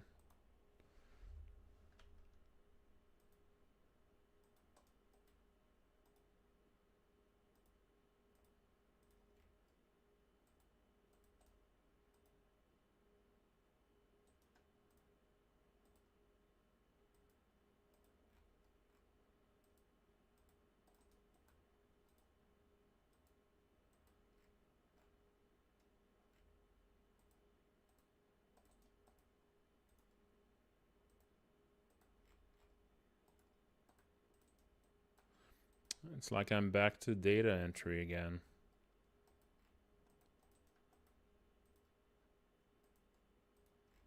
Brings me back.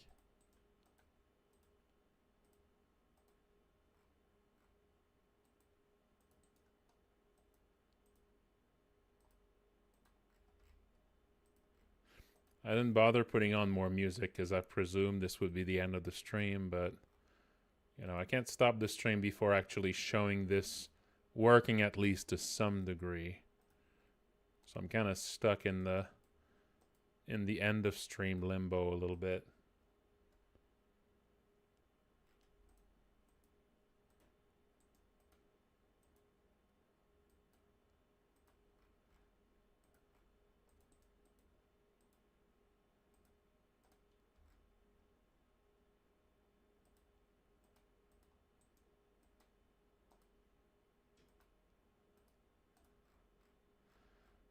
Okay, okay.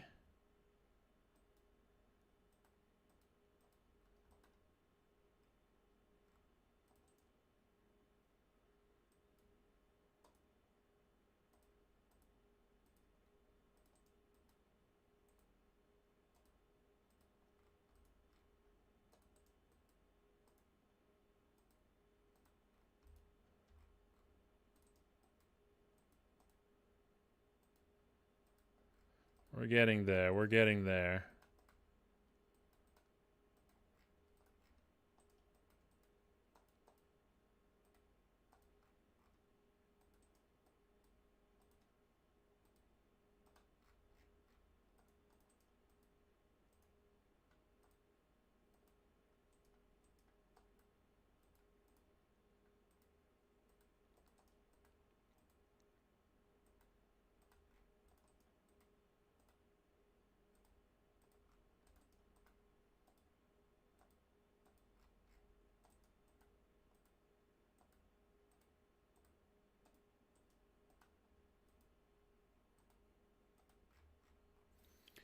Okay, almost done.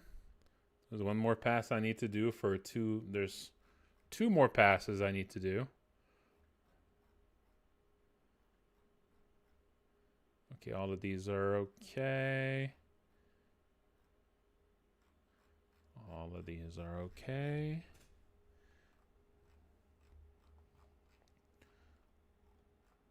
All of these, all of these. Okay, here's this one. This needs to become 14 everywhere.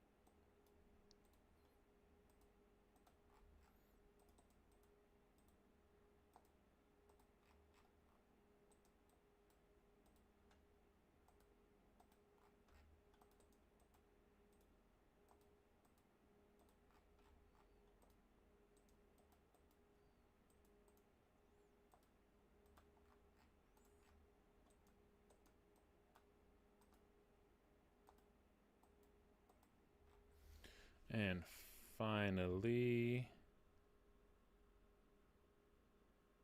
there's this one. Needs to become 115 everywhere. And that should be the end of it, I think, other than also some console calls I need to fix too. Those should be fast though. After this, I can test again and see if that fixed it.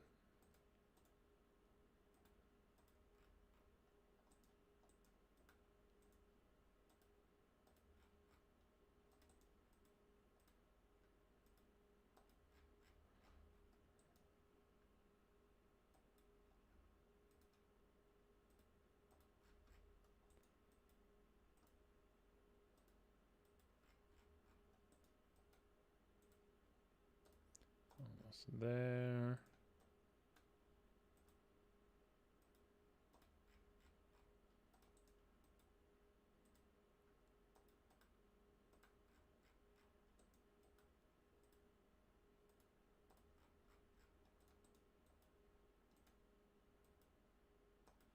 Okay, now I need to check these.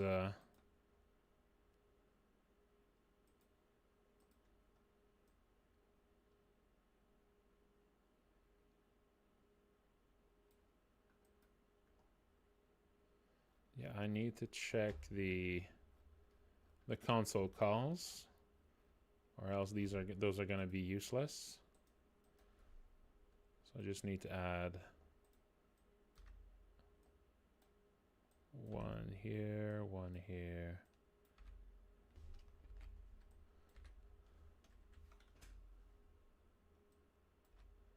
And same for in my scripts over here.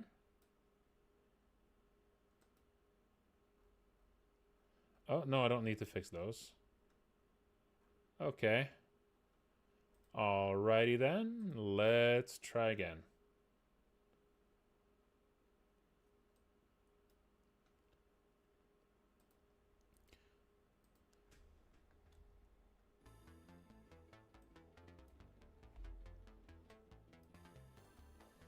We'll see about that. Call JUICEBOX.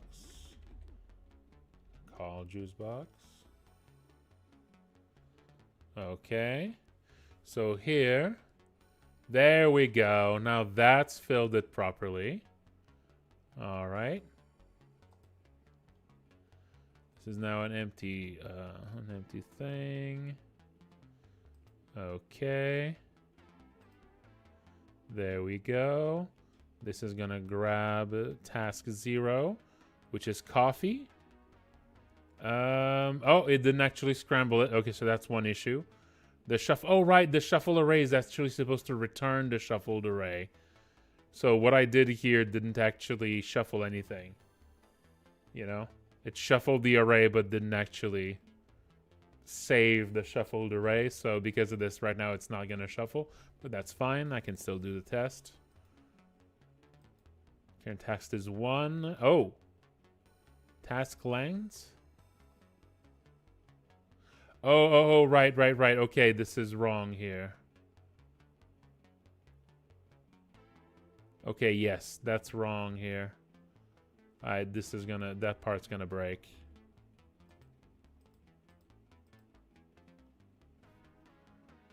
Okay. Well, some part, yeah, part of it is gonna break. Because the task length is gonna be undefined.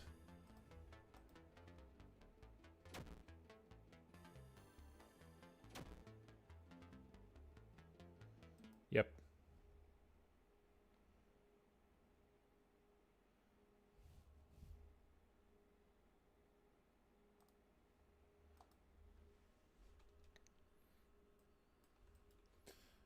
Right, because this is 1 and the task length should be at 0 here. Or maybe it should be 1.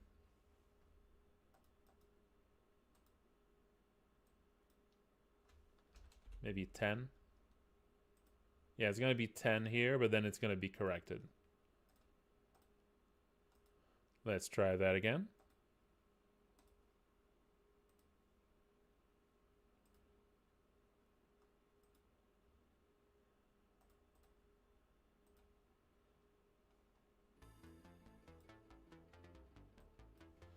Let's just try a dry run here. Without any, just to see if that works now.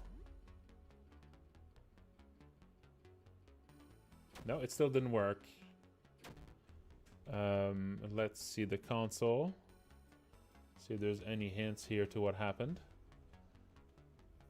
Okay, so new JUICEBOX task, coffee. Length undefined still. The length is still undefined on that? Wait. But I just fixed that. Did I? Why should length be still undefined?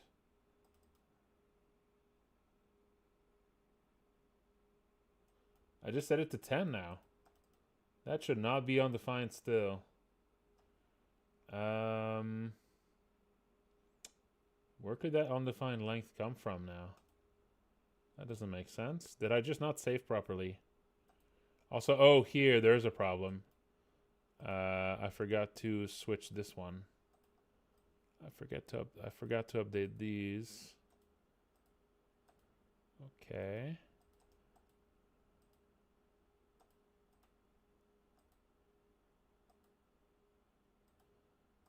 These.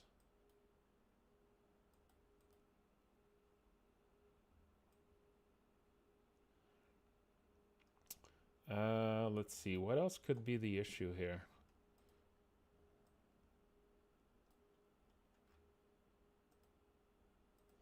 That is really weird. Okay, let's try again.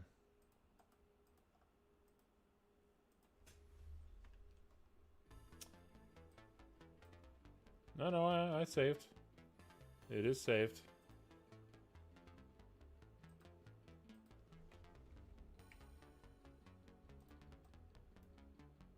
Let's put a breakpoint. Let's put a breakpoint here.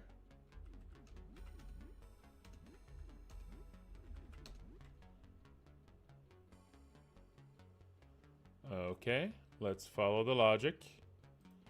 Yeah.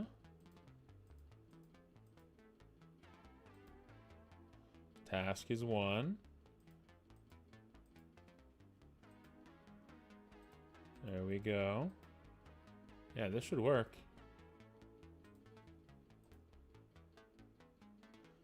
No, that's still... Length is 10, so... Length is 10. That confirms it did not go into the logic properly. Yeah, okay. Length is 10. That means it did not actually update to the proper details of the event here. No, it's time to stretch.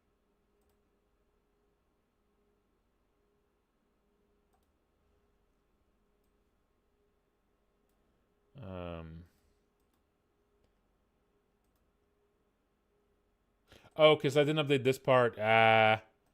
Okay. That's the problem. I forgot another part that I needed to change the variables in. Anything else here? Okay, now that should be it. Now that should be it.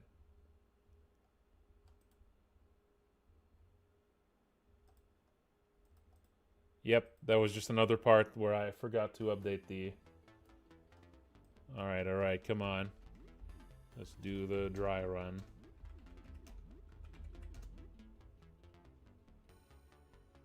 There we go. Giving JUICEBOX a call. Yeah, JUICEBOX, where are you? We need you. What do you mean coffee? It's not the time. Get your ass over here. You already ordered? Who cares? Just walk out. They're not gonna stop you. How's that place still open anyway? I'm calling JB. Where you at, Juice? We're in deep. Are you getting here soon? No, dude. Take your time. The hell are you saying? Tell them to get over here. Yeah, dude. Time to hoof it. Okay. Now, let's keep track of the progress. Turn after turn here. So now at the end of this, so we called twice. We called twice. So at the end of the turn, JUICEBOX task, there was a new one. But then at the end of the turn, it should have actually updated it as well.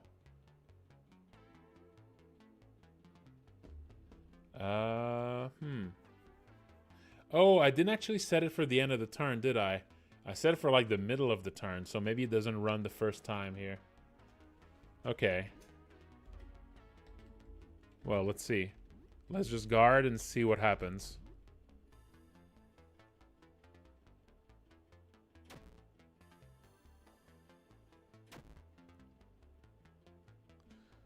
Okay. Was there any sort of progress on JUICEBOX?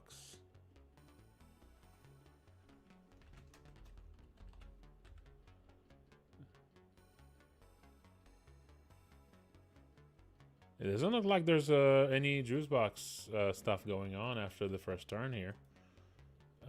Weird.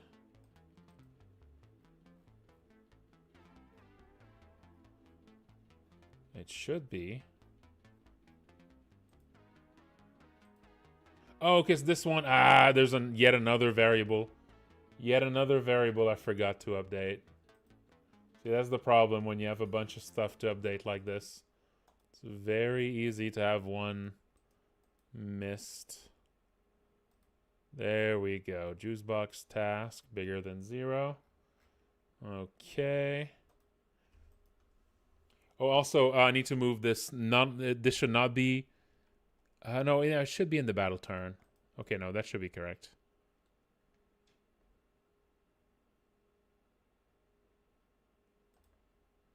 Okay, let's try again. Okay, come on now. Call juice box. So it's always going to be the coffee because, like I said, I didn't make it. It didn't actually. It doesn't actually. It doesn't actually shuffle the list yet. But that's the only one that has content written, so it doesn't matter. Montgomery calls. Okay.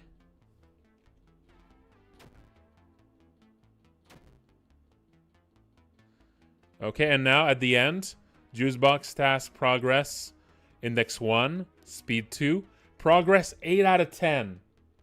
So because I called twice, it's already at 8 out of 10 progress.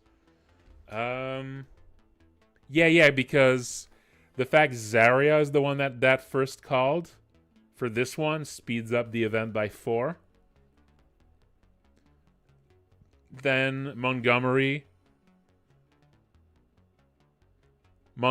adds 1 other point and also adds 1 speed, and then the end of the turn, it advances by 2 more points. So now next turn, JUICEBOX should arrive.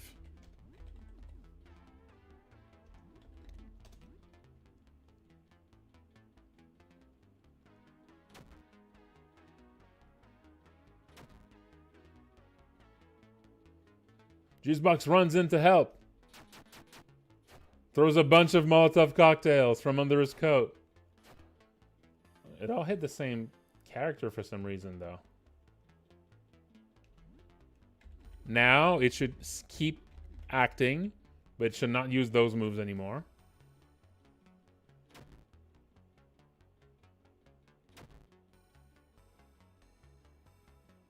JUICEBOX. Oh no, it's still running in to help. Oh, but this time it is a power bomb. Okay. So runs into help. That should only play the first time.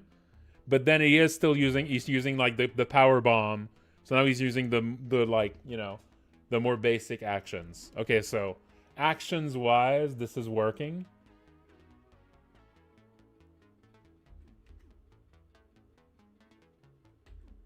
But the message is wrong here. And now he should still be using moves.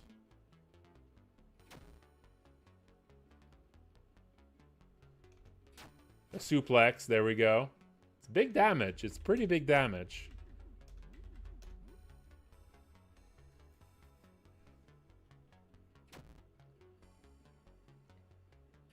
No, it is turns. It is not run number of party attacks. It is turns.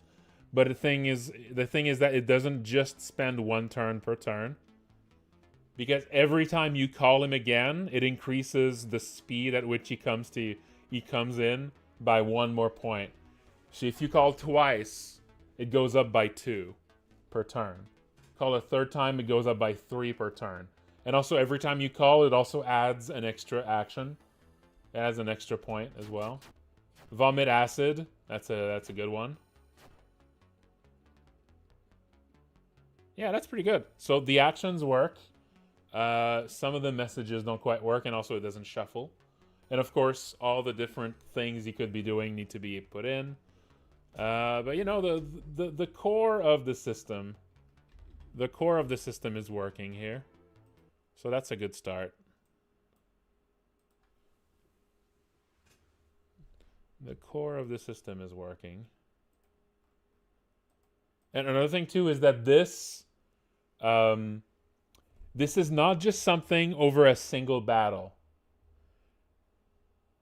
The idea would be that if you call him at like a random battle, he would actually still be around for a while.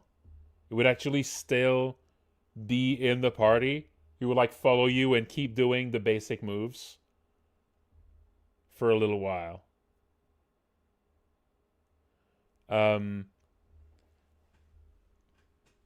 I don't know how long, maybe for a number of battles or something, or until you sleep. But the thing is, though, that his really, really good move is the one he makes when he gets there. And so, because of that, what I like about it is you're actually really incited to make sure he shows up for the big fight instead of having him show up in advance. Because the big move he does when he gets there is way more useful than the moves he does afterwards, right? So he's gonna stick around for a bit, a little bit like actually a little bit like Colonel Squeakums and feeding Colonel Squeakums cheese. When you feed cheese to Colonel Squeakums, he gets a lot stronger, but not just for one fight. He gets stronger for like 5 turns, but that actually sticks between battles. So if he's like if you feed him cheese at the end of a fight, he's still cheesed up in the next fight. So you don't actually waste turns with him.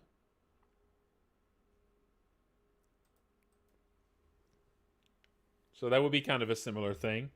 JUICEBOX would probably stay for like, I think JUICEBOX would maybe stay for 10 turns. That might be a way to do it. So if you end the battle and he still has some turns left, then he sticks around. And then he might help you for like multiple battles. And then he goes away. And then you can only call him again the next day. I think that would work. And yeah, I really like the idea of the like his first move being the really important one. So you kind of want to like if you want him to show up for a really nasty fight, you could actually get into a fight before that one and call him in advance, right? And then make sure that he's ready to show up. And so when you go to the real tough fight, he shows up in just 1 or 2 turns or something, right? I think if you sleep without using all the moves, I think you lose them. Yeah. I think like at night that would like use up his moves. You would need to call him again the next day. Yeah, that's what I'm thinking. Yeah. So yeah, he would. I think he would help you for 10 turns. I think. Yeah, 10 turns seems fair.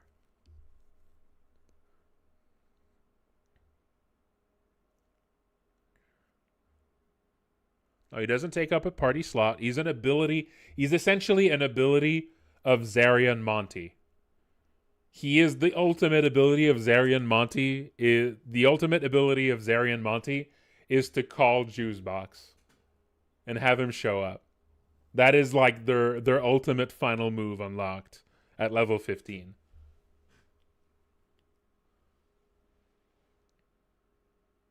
Yeah, you can carry it between encounters. It would count just the number of total moves. It would count the number of total moves performed.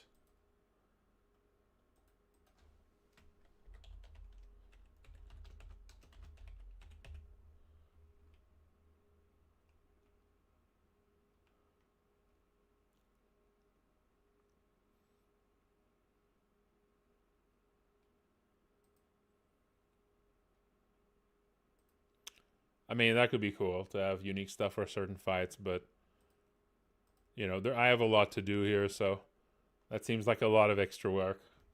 But that could be the kind of thing people can mod in.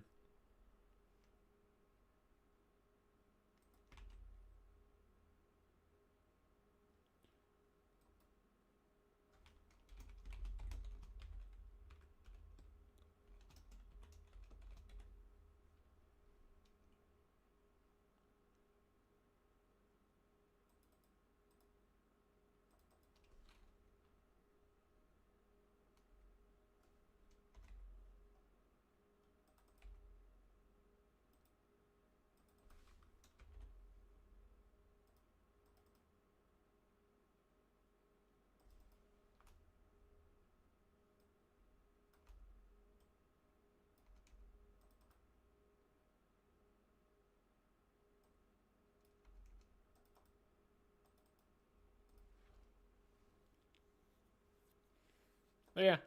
So that's always been the idea for the ultimate move of Zeri and Monty. Like from the start, the idea was that their ultimate move would be called JUICEBOX. But it's like, as you can tell, it's like a weird niche bizarre ability that takes a lot of work to put in, so it always fell by the wayside as a, I'll do something else first. This is why Juicebox shows up in your house. That was meant to be like, foreshadowing for when that activates. Um but yeah. Yeah, it should be fun.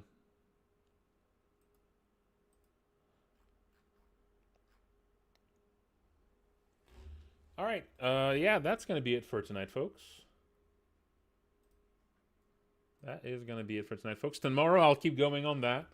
I'll keep working on this. I'll maybe work on some of the other specific abilities or tasks that you can be doing. Maybe I'll implement maybe I'll actually implement Sippy Cup tomorrow. That could be fun. Oh yeah, but that is going to be it for tonight, folks. Thank you all so much for watching.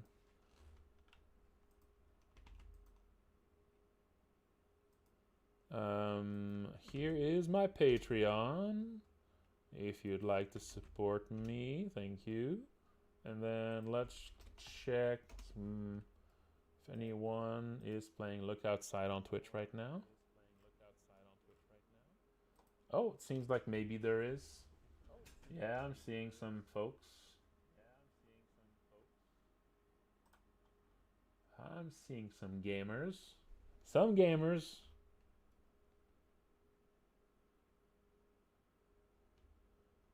Some gamers. Let's raid the same one from yesterday is still playing now. And guess where they are? That's right. In the trenches.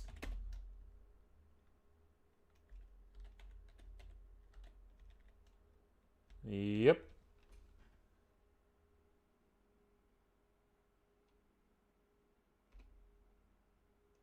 That's right. All right, folks. Thank you all for watching. And take care.